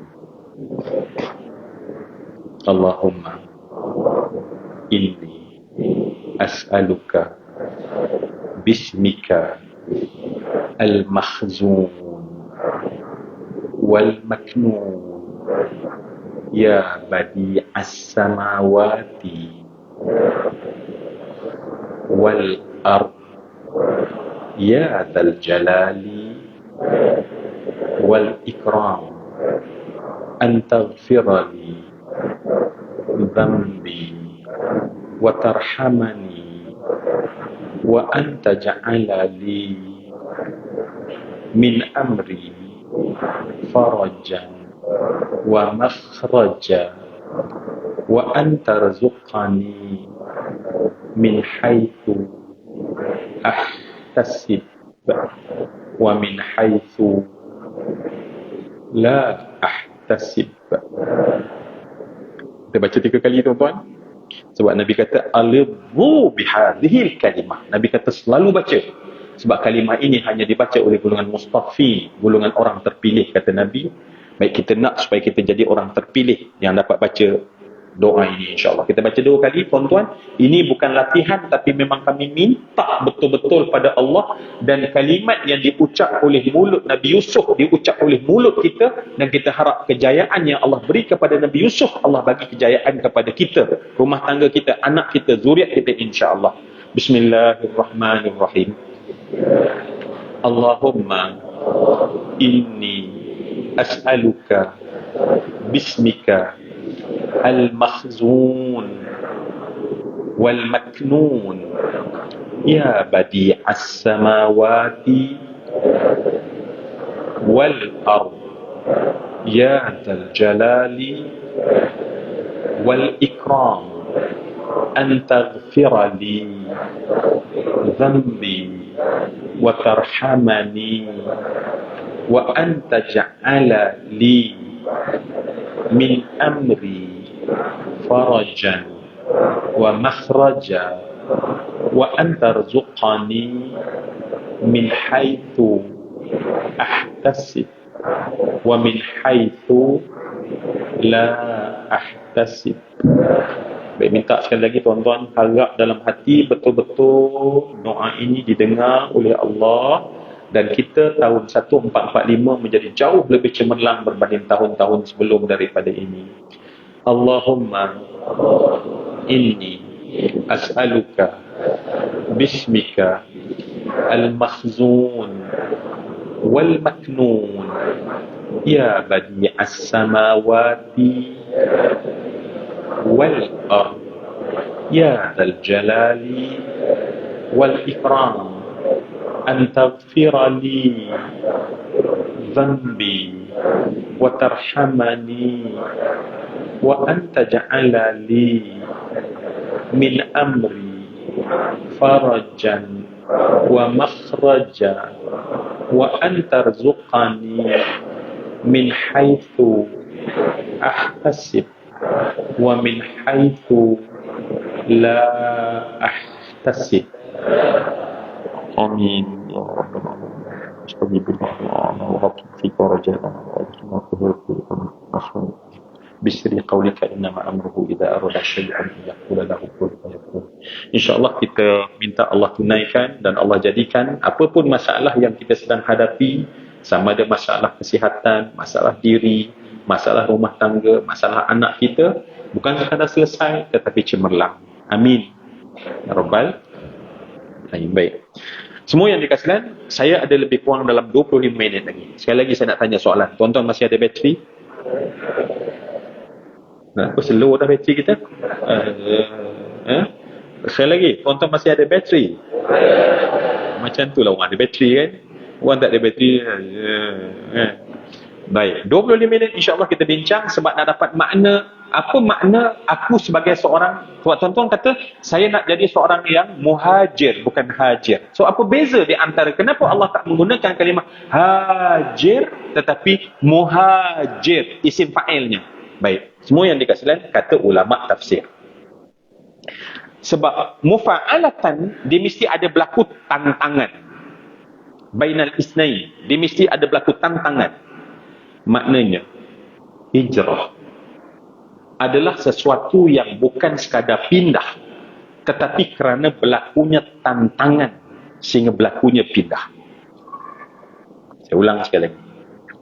Pindah boleh je daripada kampung Sungai Lampam. Tuan Haji kampung dekat mana? Sungai Manik. Oh, Sungai Manik dekat sini. Masya Allah. Sini, saya pernah pergi satu masa dulu Sungai Manik. Sini rupanya. Okey. Oh, masa tu tak ada waste lagi. Itu yang susah. Okey, Alhamdulillah. Katalah tuan-tuan nak pindah daripada Sungai Lampam ke Sungai Manik. Pindah. Yang tidak ada masalah. Maka itu namanya hajir. Tetapi sekiranya berlaku tantangan dan kemudian kita berhijrah dan berpindah, itu baru nak muhajir. Sebab Nabi ada tantangan tak? Masya Allah. Kalau kita pergi kalau pergi semua yang saya kasih sekalian, kita akan tengok betapa dahsyat tantangan yang berlaku pada Nabi. Tuan-tuan kalau pergi umrah jom kita pergi umrah. Amin tuan-tuan. Tak, saya bukan maksudkan tuan-tuan ikut saya. Jom pergi itu, jom. Amin. Supaya malaikat aminkan kita. InsyaAllah dalam masa yang terdekat kita akan pergi insyaAllah. Bukan sebab saya bawa umrah, saya nak ajak tuan-tuan. Tak, saya nak cerita supaya Masya Allah. Dan tuan-tuan, kalau tuan-tuan pergi, habis kita lakukan sa'i, Safa Marwah sampai pada Marwah, tuan-tuan, kita keluar daripada pintu tersebut, tuan-tuan berdiri lebih kurang dalam kita 50 meter, kemudian berdiri tegak menghadap ke arah belakang Kaabah, membelakang Kaabah, dan tuan-tuan tengok kat sana. Saya yakin tuan-tuan ambil masa, tuan-tuan tarik nafas, hembuskan nafas perlahan-lahan, tuan-tuan tengok di sana, kita akan menangis teresak-esak. Kita akan tengok bumi itu, tuan-tuan akan tengok satu lereng, dan tuan-tuan tengok dalam keadaan sama-sama daripada kejauhan Kaabah. Pada lereng tersebut kita akan leleh air mata menangis. Masa akan tak menangis tuan-tuan? Di lereng itulah yang dinamakan Syi'ib Abi Talib. Lereng Abi Talib itulah Nabi diusir dan Nabi duduk di sana bersama dengan keluarga Nabi selama 30 bulan. Atau kita kata selama 3 tahun. Nabi diusir, Nabi dikepung. Saat kita lihat tempat tersebut, semua yang dikasih sekalian, kita nampak berbalam-balam. Tetapi dalam tu Masya Allah, Nabi dan keluarga Nabi diputuskan hubungan langsung, tidak ada makanan untuk keluarga Nabi. Cukuplah tuan-tuan, saya tak boleh nak cerita. Sehingga tuan-tuan, kalau saya sebutkan pada tuan-tuan, kemuncak daripada 30 bulan tersebut, sehinggalah akhirnya orang Quraisy bersetuju untuk melepaskan keluarga Nabi.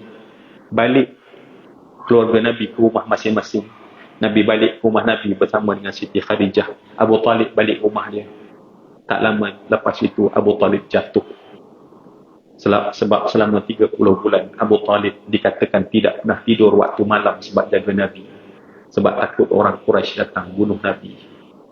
Nak cerita tuan-tuan, muhajir bukan sekadar kita kata pindah Sungai Lampam, Sungai Manik. Tunggu dulu. Bagaimana hijrah berlaku tantangan dan tekanan yang sangat dahsyat. Rebah Abu Talib yang selama 30 bulan dia menjaga Nabi, memindah Nabi daripada khemah ke khemah agar orang tak tahu di mana Nabi berada di malam hari, supaya kalau orang datang nak membunuh Nabi, mereka tak boleh membunuh Nabi kerana mereka tak tahu di mana Nabi berada. Abu Talib setelah 30 bulan, sebab dahsyatnya pengepungan tersebut, makan tidak ada. Cuba bayang, Nabi hanya memakan pucuk-pucuk tamar yang muda dan dikunyah, itu jadi makanan Nabi. Kita yang makan nasi lemak tadi masih komplain-komplain kan? Apalah ikan bilis ni, lihat sangat pula, tak macam ikan lampam. Nabi tidak pernah protes, yang walaupun Nabi terpaksa mengunyah pucuk tamar, itulah yang menjadi makanan kepada Sayyidatuna Khadijah Ummul Mukminin. Cuba bayang semua yang dikasih sekalian. Jatuh rebah Abu Talib dan kemudian menghembuskan nafasnya yang terakhir. Seorang yang Nabi sangat sayang. Seorang yang Nabi sangat sayang. Ya, kata Imam Suyuti, Abu Talib dia terpaksa menyembunyikan keislaman dia menurut Ibn Abbas. Tuan-tuan boleh tengok apa kata Imam Suyuti, sehingga orang tak tahu pun yang dia beragama Islam. Semua yang dikasih sekalian, saya tak nak cerita tentang itu. Nak cerita lagi tentang Siti Khadijah supaya kita tahu bahawa hijrah ini bukan satu benda yang mudah. Hijrah latar belakangnya adalah tantangan untuk jadi muhajir. Kalau tak ada tantangan jadi hajir. Semua yang saya kasih sekalian. Siti Khadijah, isteri kesayangan Nabi, jatuh berbaring. Dalam sirah tuan-tuan boleh tengok Ibn Hisham, bila Siti Khadijah berbaring sama paras dengan lantai. seorang wanita yang dulu ketika dia menjadi seorang jutawan yang sangat terkenal di kota Mekah. Dia berjalan di mana-mana, orang tunduk bagi hormat. Tapi sekarang setelah kahwin dengan Nabi, dia telah dikepung. Sebelum dikepung, dia berjalan, orang ludah dia. Orang ludah Siti Khadijah, seorang wanita yang beri segala-galanya untuk Nabi. Sampailah tuan-tuan, saya nak cerita sedikit satu catatan kecil daripada catatan kecil. Siti Khadijah berbaring. Sebab tahun itu ulama namakan tahun duka cita. Bukan Nabi kata, tuan-tuan. Ya, dinamakan oleh pengkaji sejarah tahun duka cita. Bukan Nabi kata. Baik. Cuba bayang, meninggal bapa saudara Nabi yang Nabi sangat sayang. Itulah bapa Nabi. Kemudian meninggal pula. Sekarang Siti Khadijah sedang berbaring di atas riba Nabi. Dan Nabi lihat Siti Khadijah cengkung dalam keadaan menggigil kesakitan. Cuba bayang, tak tidur di waktu malam sebab teman Nabi 30 bulan. Tidak makan apa makanan pun.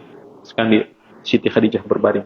Dan Nabi kenal Siti Khadijah, seorang yang bangsawan satu masa dulu. Seorang yang ternama, disebut namanya, bau harumnya. Tapi hari ini sedang berbaring dalam keadaan kurus kering menggigil. Dikatakan pada ketika itu air mata Nabi yang jernih mengalir. Dan air mata tersebut jatuh ke atas pipi Siti Khadijah. Siti Khadijah yang sudah memejam mata kerana kesakitan. Bila dia rasa ada air yang menipis, maka dia buka matanya. Dan tuan-tuan, inilah dia Siti Khadijah. Bila dia dongak, dia dapati Rasulullah sedang menangis teresak-esak melihat isteri dia. Siti Khadijah ni, tuan-tuan, dia ada satu pantang.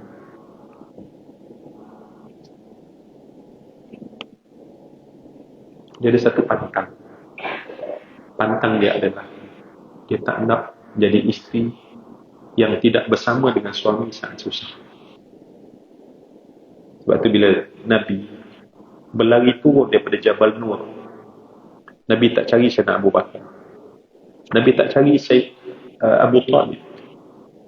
Tapi Nabi cari isteri Nabi. Nabi panggil Siti Khadijah, Zammiluni, Zammiluni, Zammiluni. Selimutkan aku, selimutkan aku. Betapa Nabi minta seorang yang boleh damping dia, dekat dia. Dan Siti Khadijah bila kata, Zammiluni, selimutkan aku. Mungkin kalau kita isteri kita kata, mayalah, selimut pula, ambil totok. Sambil tunjuk dengan mulut, ya, kat sana tu ada totok, ambil lah. Tapi Siti Khadijah memeluk Nabi sambil membisik pada telinga Nabi, memuji-muji Nabi. Masa suami tengah dalam keadaan yang sangat memerlukan sokongan, isteri beri sokongan. Sebab kadang-kadang setengah isteri, suami tengah jatuh, tengah down, saat itulah dia hentam lagi suami dia. Padan muka kau. Nah, inilah aku nak cakap lama dah ni. Hari ni baru ada peluang. Jauhnya kita dengan Siti Khadijah. Cuba bayang semua yang saya kasihkan. Itulah Siti Khadijah. Dan sekarang Nabi mengalir air mata dan dia tahu bahawa Nabi menangis. Siti Khadijah pantang tengok Nabi menangis. Digagahkan dirinya untuk bangun dan bertanya kepada Nabi, "Ma yubkika ya Rasulullah?" Apakah yang menyebabkan engkau menangis, wahai Rasulullah? Ma yubkik. Apakah yang menyebabkan engkau menangis, wahai Rasulullah? Allah tarik isteri Nabi, letak balik, dan Nabi menggambarkan betapa banyaknya apa yang Siti Khadijah bagi. Habis harta diberi untuk Nabi dan agama. Habis segalanya. Nabi menyebutkan betapa banyaknya yang diberikan oleh seorang isteri yang nama Khadijah kepada Nabi. Nabi cakap sambil menangis apa yang dibuat oleh Siti Khadijah. Siti Khadijah memegang mulut Nabi dan berkata, "Wahai Rasulullah, jangan sebut apa yang aku beri, sebab apa yang aku terima jauh lebih besar harganya. Jangan sebut." Dan tuan-tuan, ini balaghah dalam bahasa Arab. Maka Siti Khadijah berkata, "Wahai Rasulullah, orang Quraisy terus menyakiti engkau. Seandainya kesakitan ini membawa pada mati aku, seandainya kesakitan ini yang sedang diberbaring membawa pada matiku dan aku tidak bersama dengan engkau, ya Rasulullah, dan aku dah tak ada punya apa nak beri pada engkau ya Rasulullah. Tetapi wahai Rasulullah, sekira perlu, andai orang Quraisy datang menyakitimu, kau cungkillah tulang rusukku ini ya Rasulullah. Kau jadikan dia pedang buat mempertahankan agamamu, mempertahankan agama ini ya Rasulullah. Khadijah dah tak ada benda nak bagi, tetapi cungkil tulang rusuk ini ya Rasulullah, jadikan dia pedang buat kau mempertahankan dirimu ya Rasulullah. Semua yang saya kasih sekalian, inilah isteri Nabi yang kerana pengepungan tersebut, kerana sebab itulah, daripada rentetan itulah maka berlakunya tantangan, maka keluar. Maka sebab itu hijrah takkan berlaku kalau kita tak suka kepada tantangan. Kalau kita redha dengan syirik, kita takkan hijrah. Kalau kita redha dengan kufur, kita takkan hijrah. Kalau kita redha dengan maksiat, kita takkan keluar daripada maksiat. Sebab itu hanya orang yang meronta seperti merontanya keimanan para sahabat, kerana mereka itu mengharap redha Allah, orang yang merasai tekanan, barulah ini orang yang melakukan muhajir ilallah. Maka sebab itu semua yang saya hormati dan saya kasih sekalian, marilah kita jadi orang yang arinal haqqan warzuqna tiba'ah. Ya Allah, tolong buka mata hati kami ya Allah, sebab kadang-kadang kami tak tahu maksiat itu maksiat yang kau benci tapi kami buat. Kadang-kadang kami tak dapat rasa perkara tersebut. Maka kan itu semua yang dikasih sekalian dalam 10 minit terakhir. Sebab itulah untuk kita boleh berhijrah, satu benda yang wajib kita minta daripada Allah.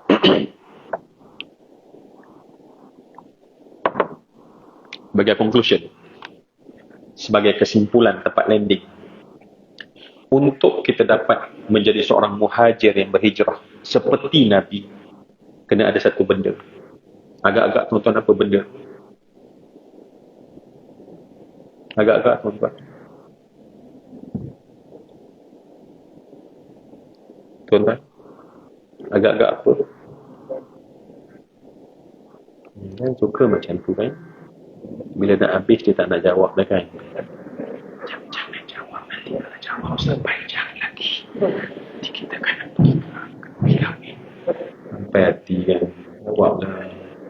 Sebab tuan pengurusi kita tegas, sampai pukul 11 dia off je mic ni tuan-tuan ya. Tuan-tuan, apa yang kita perlukan untuk aku menjadi seorang muhajir? Ya? Tak dengar?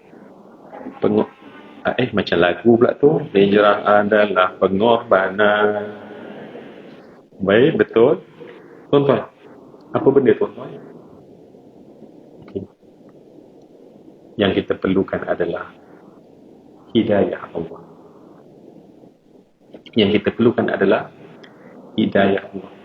Sebab itu di awal tahun ni, menangislah, mintalah, pohonlah, rayulah pada Allah, wahai Allah. Kita duk baca ihdina, hidayahkan aku, tapi kita tak ada feel. Kita tak masuk dalam hati. Kita cakap ihdina siratal mustaqim siratal ladzina an'amta 'alaihim. Itu je kita hari-hari. Ihdina siratal. Kita tak ada connect antara dalam dan mulut kita. Dia putus, burst connection. Maka kita cakap tapi tak rasa. Sedangkan basic pada kata adalah innal kalam la fil fuadi wa innama ju'ila lisanu 'alal fuadi dalila. Paling asas. Maknanya setiap yang keluar daripada mulut mesti terbit daripada hati. Tapi sekarang ni semua terbit daripada mulut tapi tak ada rasa dalam hati. Ihdinas siratal mustaqim, tapi tak ada connection dalam hati kita. Tak minta pun, sedangkan tak boleh jadi seorang muhajir melainkan dengan hidayah dari Allah. Sebab itu tuan-tuan semua yang saya muliakan, untuk kita bergerak, ya, mungkin kalau nak cerita tu panjang, tetapi saya yakin insya-Allah di Masjid Al-Mansur kita pun ada ustaz kita akan berikan lagi bahan-bahan bagaimana kita perlu untuk kita istiqamah dalam kita menjalani jalan hijrah. Maka semua yang saya kasih sekalian, sebab itulah cukup saya katakan bahawa adalah terpenting bila kita nak menjadi seorang muhajir sebenar. Sebab muhajir baru nampak tekanan, aku tak sukalah dengan dosa, aku tak redha dengan perkara ini dan segala macam. Kerana semua yang saya kasih sekalian, sebab itulah saya sebutkan tadi bahawa dengan hidayahlah. Maka sebab itu bagaimana kita nak dapat hidayah? Dengan kita sama-sama banyak berada dalam majlis ilmu, menjadi seorang yang sedekat dengan ilmu, seorang yang mungkin suka meneroka ilmu, berbincang ilmu, membaca buku, apa saja yang menyebabkan memperkayakan dalaman kita, itulah sebenarnya cara seorang itu untuk mendapat kekal hidayah daripada Allah Subhanahu wa taala. Saya tuan-tuan, saya teringat ada satu kisah dan saya nak habiskan kisah ni lah. Betapa mahalnya hidayah, dan hidayah ni tak boleh dibagi oleh siapa pun, hatta Nabi, melainkan hanya Allah Subhanahu wa taala. Ada satu kisah tuan-tuan, ya. Ada satu kisah. Boleh? Boleh. Baik, ni tak dalam hadis. Takut nanti mana hadis mana. Tak. Ni kisah biasa. Saya jumpa seorang imam ni tuan-tuan. Nama dia, kami panggil dia Syekh Zubair. Dia datang Malaysia dan dia dah balik Amerika. Dia menjadi imam di ada satu tempat pusat Islam di Amerika. Dia cerita pengalaman ni. Pengalaman tu saya nak kongsi dengan tuan-tuan. Tetapi kesimpulan dia adalah, kita ni tuan-tuan kena minta betul-betul hidayah. Dan apabila kita rasa nak menambah ilmu, tapi ingat ilmu apa tadi tuan-tuan?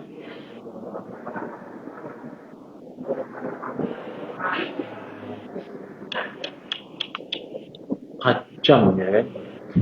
Orang tak tajam lupa dah. Tuan-tuan jangan fikir ilmu, tapi ilmu, cari ilmu bermanfaat, troka ilmu manfaat, gali ilmu bermanfaat. Baik, jadi saya nak cerita ni tuan-tuan, dia ni salah seorang yang kena tahan ketika lepas September 11, peristiwa September 11 yang apa tu? Yang mana?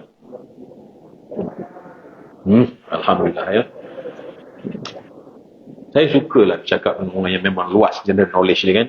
Setengah September 11 tu 7-11 ke? Jauh sangat. Tapi Masya Allah semua tahu September 11 peristiwa baik. Peristiwa fitnah pada umat Islam yang sangat besar tersebut kan. Okey. Dan dia kena tangkap. Dan tuan-tuan, dia kena tangkap, lepas tu dikeluarkan daripada pusat tahanan tu dengan cepat. Dengan sebab sepanjang dia berada pada masa tahanan, dia telah mengislamkan begitu ramai. Setiap hari orang masuk Islam.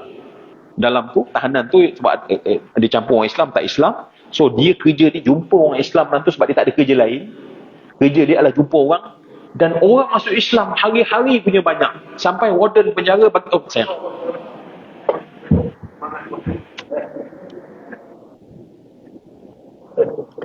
Ini sebab mengata Ismail lah ni. Bila dia marah tuan-tuan, tengok dia punya doa ni, dia dengar semua ya. Doa semua, saya gurau tu, janganlah marah. Boleh ke semua? Baik. InsyaAllah. Okey ke? Macam suka je tengok. Sampai hati. Kat mana tadi tuan-tuan? Jadi, pihak warden bagi tahu pengurusan, dia kata, ni Mamat ni tak boleh simpan. Kalau dia duduk lama lagi, ramai lagi orang masuk Islam. Maka dia dibebaskan. Ya? Dan dia datang ke Malaysia, dia cerita satu cerita tuan-tuan. Ketika dia menjadi imam di sebuah masjid di Amerika, ialah orang jerantuk yang tuan-tuan dia cerita Amerika, dia macam bangga lah sikit. Macam internasional ni. Baik. Maka dia kata, macam ni tuan-tuan. Pada satu malam, lepas solat maghrib, sebab dia macam, masjid dia tak macam masjid kita kan, aktif. So masjid tu tak ramai orang lah. Jadi, dia masuk ke pejabat dia, baca Quran atau buat kerja, saya tak pastilah. Tiba-tiba tuan-tuan, pintu dia diketuk, masuk seorang lelaki yang sangat sado. Sado?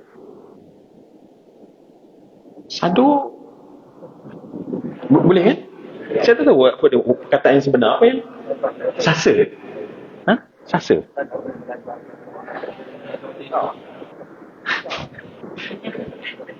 Isma orang puji Isma, dia kata sado je Isma. Ni kawan saya cakap, itu doa sahabat itu. Doa sahabat pada sahabat awal tahun. Amin ya Allah. Baik. Semua yang saya kasih sebenarnya. Dan dia pakai vest. Ya, vest ni macam apa tu? Macam jaket yang tak ada tangan tu. Macam dia tak ada baju, pakai tu je. Macam macam Datuk Awi kan selalu pakai macam tu kan, badan ada sado pakai tu. Baik, dengan berpeluh-peluh dia duduk saja tuan-tuan, bergerak meja imam ni, ya, dia terus kenalkan, I'm Carlos, my name is Carlos, saya adalah Carlos nama dia kata, dan I want to be a Muslim. Imam pun alamak kan, saya nak jadi seorang Islam. Imam terkejut. Kenapa? Sebab dia mengislamkan orang, tapi hari ni dia tengok muka, tengok perawakan, tengok gaya pelik dia ni. Sekarang dalam keadaan tercungap-cungap, dalam keadaan terdesak, dia kata, I want to be a Muslim. Tolong jadikan aku seorang Islam. Saya nak jadi seorang Islam. Maka imam ni sebab nak take time sikit take time, sebab nampak berpeluh-peluh sangat, memang kata kat bilik imam tu ada tempat wuduk lah, tempat bersihkan diri. Dia kata kamu boleh bersihkan sedikit, just kan imam supaya dia tenang, ya, dia tenang. Maka bila imam kata, imam dia pun buka dia punya vest dia, ya, tap dia punya vest tu. Bila buka vest tuan-tuan, daripada sini sampai ke dada sebesar-besar cross, ya, salib, tattoo. Dan bila dia letak vest dia pun berjalan. Bila berjalan kat belakang ni tuan-tuan, gambar kat tangan, gambar Mary dengan baby, gambar tu lah, macam gambar Mary. Baik. Maka imam dia perhati je, dia bersihkan, dia datang balik, pakai vest balik. Maka imam pun terus syahadahkan, asyhadu an la ilaha illallah wa ashhadu anna Muhammadar Rasulullah. I bear witness there is no God but Allah, and I bear witness Muhammad is the messenger of God. Ya, diterangkan.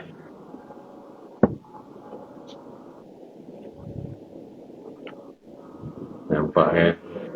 Kawallah diri, patut kan? Kawallah diri kan? Buatlah macam biasa-biasa kan? Ini senyum tu tak boleh ditawan tahan, Masya Allah. So macam mana sekarang ni? Kita janji sampai pukul 11. Okey, nampaknya sekianlah saja. Boleh? Boleh habiskan? Masya Allah, baik. Semua tempat lain memang suruh berhenti terus tuan-tuan, ya. Sebab tu kadang-kadang saja je dikuat-kuatkan bunyi, ya. Kadang-kadang perlu letak mikrofon lagi kat situ supaya dengar bunyi jam tu kan. Baik, semua yang saya muliakan, jadi bila dia mengucap syahadah, dia pun tunduk, dia menangis. Dia menangis kan. Sampai imam terpaksa bangun dan peluk dia. Ya. Tenangkan dia. Dia menangis. Dan bila dia tenang, tuan-tuan tengok dalam ni kan. Tuan-tuan tengok, tapi jangan sekarang. Tuan tengok. Sebab sekarang, dalam ni tuan-tuan tengok bagaimana orang memeluk agama Islam, tuan-tuan akan menangis bersama dengan orang. Satu pengalaman yang luar biasa. Tapi jangan sekarang, sebab Lazada tengah buat sale. Nanti tengok, nak tengoklah niatnya baik, tapi tengok pula kat situ akhirnya, Masya Allah. Baik. Jadi bila dia dah tenang, maka imam tanya dia soalan. Dia kata, apa sebenarnya yang menyebabkan kamu nak masuk Islam? Apa yang menyebabkan kamu nak masuk Islam? Just imam nak tanya curiosity lah, nak tanya macam, kenapa kamu nak masuk Islam? Dia kata apa tuan-tuan? Dia kata, kemari. Ya, kemari. Saya nak cepat saja sebab yalah. Lawan tu kan tak apa, tapi agak-agak lah kan. Jangan tak apa, tapi berpanjang-panjangan pula. Tak, saya faham insyaAllah. Ya. Baik, semua yang saya kasih sekalian, dia kata, saya tidur pukul 3 lebih kurang, pukul 4, pukul 3 macam tu. Dalam mimpi saya, sebab dia kata, okey, saya lupa nak beritahu, dia terangkan, dia adalah seorang yang langsung tak tahu tentang Islam. Know nothing about Islam. Tak tahu langsung. Tak pernah baca buku, tak pernah ada kawan orang Islam, tak pernah tonton satu artikel atau satu dokumentari tentang Islam. Dia memang dalam kepala dia ni kosong tentang Islam. Tak tahu langsung. Bukanlah saya sekali pernah jumpa seorang berbalik, tak tahu langsung. Jadi bila tak tahu langsung, jadi imam lagi pelik. Macam mana orang yang tak tahu langsung, tetapi sekarang datang pada dia, desak dia untuk masuk Islam. Saya nak uji tuan-tuan. Ni waktu bila ni? Waktu peristiwa ni berlaku pukul berapa? Lebih kurang? Lepas solat?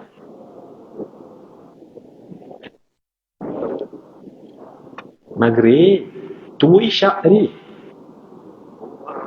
Kan? Tengok dia payahlah kalau dah hujung-hujung ni kan. Dia punya kawalan tu dah hilang kawalan dah, Masya Allah ya. Kalau tadi punya tajam, saya terlupa pun dia bagi tahu. Tapi bila dah kat hujung ni, ya Allah, cepatlah ya Allah, berilah hidayah pada ustaz ya Allah. Doa dia lain, itu masalah dia. Baik, ni antara maghrib dan isyak. Maka imam tanya dia kan. Dia tak tahu, dia know nothing about Islam. Tak ada idea tentang Islam, tak tahu langsung. Zero tentang Islam. Tapi imam tanya, kenapa kamu zero tentang Islam tapi nak masuk Islam? Maka dia cerita. Dia kata kemari pukul 3-4. Dan dia, okey saya lupa nak sebut je. Dia ni sebenarnya kenapa dia buat tattoo tu? Sebab dia adalah seorang yang pencinta Jesus. Pencinta Jesus. Sebab tu dia letak tattoo, dia cinta Mary, dia kata dia adalah seorang Kristian yang sebenar, yang sangat cinta kepada Jesus. Ini cerita dia. Lagilah tak. So bagaimana dia sangat cinta pada Jesus yang tak tahu tentang Islam, tapi sekarang datang jumpa imam masuk Islam. Maka dia kata pukul 3-4 tu, ketika dia tidur, datang dalam mimpi. Dan seorang lelaki yang pakai jubah putih, tetapi dia tak nampak muka sebab cahaya dia terlampau cerah, dan menyebut satu perkataan yang dia faham ya, sebab mimpi dia, bahasa yang kita faham, dia kan word yang kita faham, dan sebut, kalau kamu betul-betul sayang pada Jesus takkan pernah ajak orang sembah dia, tapi Jesus mengajak orang sembah Allah. Be a Muslim. Jadilah orang Islam. Dia pun terbangun tidur. Jesus takkan minta orang sembah dia, tapi sembah Allah, dan jadilah orang Islam. Dia kata, ni apa mimpi ni? Sekarang for the very first time datang dia Islam dalam dia punya pemikiran. Islam. Dia pun tidur balik. Hari semalam. Saya nak cepat. Hari semalam. Dia tidur masa lebih kurang sama. Tetapi sekarang, dia dah tak nampak apa-apa, tetapi dia nampak dalam satu bentuk cahaya yang sangat terang. Tetapi sekarang dah tak cerita. Satu suara yang menjerit kepada dia, bertempik dan sebut, Kalos! Be a Muslim! Yang menyebab dia tersentak dan berpeluh. Dia kata, apa ni? Sungguh dia jadi orang Islam. Satu tekanan yang sangat kuat untuk dia jadi seorang Islam. Dia kata dia tak boleh tidur dah. Berdebar-debar dia dalam keadaan takut, dan dia tak sabar tunggu hari, dan dia cari, dan dia tak tahu di mana nak jadi Islam, di mana nak jadi Islam, dia Islam. Dan dia kata saya bercari, daripada pagi sampai sekarang orang tunjuk tempat ini, dan saya dapat jumpa dengan Tuhan. Habis dicerita tuan-tuan azan Isya. Jadi bila azan Isya, imam pun diamlah. Dan bila dah selesai, maka imam pun bangun untuk imamkan solat. Jamaah dah ada. Maka Kalos pun nak buat apa, dia tak tahu apa-apa. Yang dia tahu, asyhadu an la ilaha illallah wa asyhadu anna Muhammadar Rasulullah. Maka dia kata, what happened to me? Okay, apa yang patutnya aku buat? Maka imam pun, okeylah. Macam inilah dia kata, kamu duduk, dia letak kat soft, ni imam, belakang, okey, selang berapa orang, jemaah tak ramai pun, dia letak kat situ. Maka imam kata, just dengar, just ikut apa aku buat. Imam, dia kalah. Allahu Akbar. Kalau tak nak sebut Allahu Akbar, maka dia angkat tangan, sebab dia tengok imam angkat tangan, dia boleh buat, angkat tangan, letak tangan. So macam, cuba yang tengok sebelah kita kan, orang yang tengok, perhati, kalau kita, apa perhati. Nasib baik dia tak sembahyang di Masjid Al-Mansur, tak kena budak ni. Baik, semua yang saya kasih sekalian, tengah dia dengar ya, rakaat pertama rukuk, sujud, cuba bayang ya, sujud yang dia nak betulkan kedudukan, tapi kalau sini saya nak cepatlah. Sampai rakaat ketiga dia dah jadi tenang, dia dah macam tahu dengan cepat, dia belajar dengan cepat, dia tahu nak rukuk. Sampailah rakaat yang akhir, bila sujud dia pun sujud, bila bangun maka imam bangun dan imam bagi salam. Dan imam toleh pada kalos yang masih sujud pada ketika itu. Sebab sujud ni tuan-tuan, dia kelazatan dia lain kalau kita hayati berbanding dengan perbuatan lain, sebab kita sangat dekat dengan Allah. Dan imam mendapati bahawa kalos masih belum bangun, maka imam pun mengesok pergi dan bisik kat telinga kalos, kalos kita dah selesai, kamu boleh bangun. Sebab imam takut dia tak perasan orang lain. Imam panggil kali kedua, imam panggil kali ketiga, dan sentuh kalos, dia jatuh, dia menghembuskan nafasnya yang terakhir dalam sujud dia. Saya ulang sekali lagi, Allah ambil nyawa dia dalam keadaan dia sujud. Setelah tadi dia menyebut asyhadu an la ilaha illallah wa asyhadu anna Muhammadar Rasulullah, imam tersentak. Seorang manusia yang seperti bayi yang baru lahir, seperti bayi yang baru lahir dijemput pulang oleh Allah seperti bayi satu masa dahulu, kerana Allah pilih dia untuk Allah beri hidayah. Sebab itu tuan-tuan, hidayah ni sangat mahal. Sebab itu kita kena minta pada Allah. Dan ilmu itu sangat mahal, kena usahakan untuk mendapat ilmu. Jadi sebab tu pada tahun ini tanam azam dalam diri, aku nak lebih banyak hidayah dari Allah. Apa saja yang menyebabkan aku dapat hidayah, apa pun aku akan dapatkan, sebab bila aku dapat hidayah, aku akan kekal di atas jalan Allah Subhanahu wa ta'ala. Baik, semua yang saya muliakan, saya telah berada sampai ke penghujung bicara saya. Dua benda yang saya kena cakap pada tuan-tuan, ini rutin saya lah. Pertama, terima kasih semua kerana bersama dan sabar daripada mula sampai ke penghujung ya. Sama-sama kita bermuzakarah, sama-sama kita berdoa, sama-sama kita mengamalkan apa yang patut kita lakukan. Terima kasih semua. Baik. Yang kedua, saya nak baca mesej mak saya. Okey. Mak saya sebut, Zul, kadang-kadang kamu bergurau dengan jamaah untuk menghidupkan suasana, tetapi ada di kalangan mereka yang tersinggung. Isma, semua bagus semua. Maka mohonlah maaf daripada mereka. Tuan-tuan, mak sungguh nak berjaya. Mohon maaf semua, pasti ada perkataan saya, akhlak saya, tingkah laku saya sepanjang saya berada di hadapan majlis ini, di hadapan semua yang mulia di hadapan saya. Boleh ke maafkan saya? Ya, saya nak jawab. Mak, 2/3 je memaafkan. Allahu Akbar. Semoga yang 1/3 tu nanti ya, dapatlah insya-Allah lembut hatinya, insya-Allah ya. Orang tua berpantun, kalau ada sumur di ladang, bolehlah hamba menumpang mandi. Kalau ada umur yang panjang, insya-Allah, insya-Ar-Rahman, insya-Ar-Rahim, insya-Al-Qudus, insya-As-Salam, kita jumpa lagi dalam arena yang jauh lebih hebat. Di sisi Allah kita mengharap kepada Allah, kita memohon keampunan. Bantulah kami untuk kami melalui tahun ini agar jadilah seorang anak yang lebih baik, suami yang lebih baik, isteri yang lebih baik, ayah yang lebih baik, mak yang lebih baik, seorang ahli qaryah yang lebih baik, seorang ahli jamaah yang lebih baik. Untuk negara yang tercinta, kita semua yang terbaik, insya-Allah. Saya sudahi dengan wabillahi taufiq wal hidayah. Assalamualaikum warahmatullahi wabarakatuh.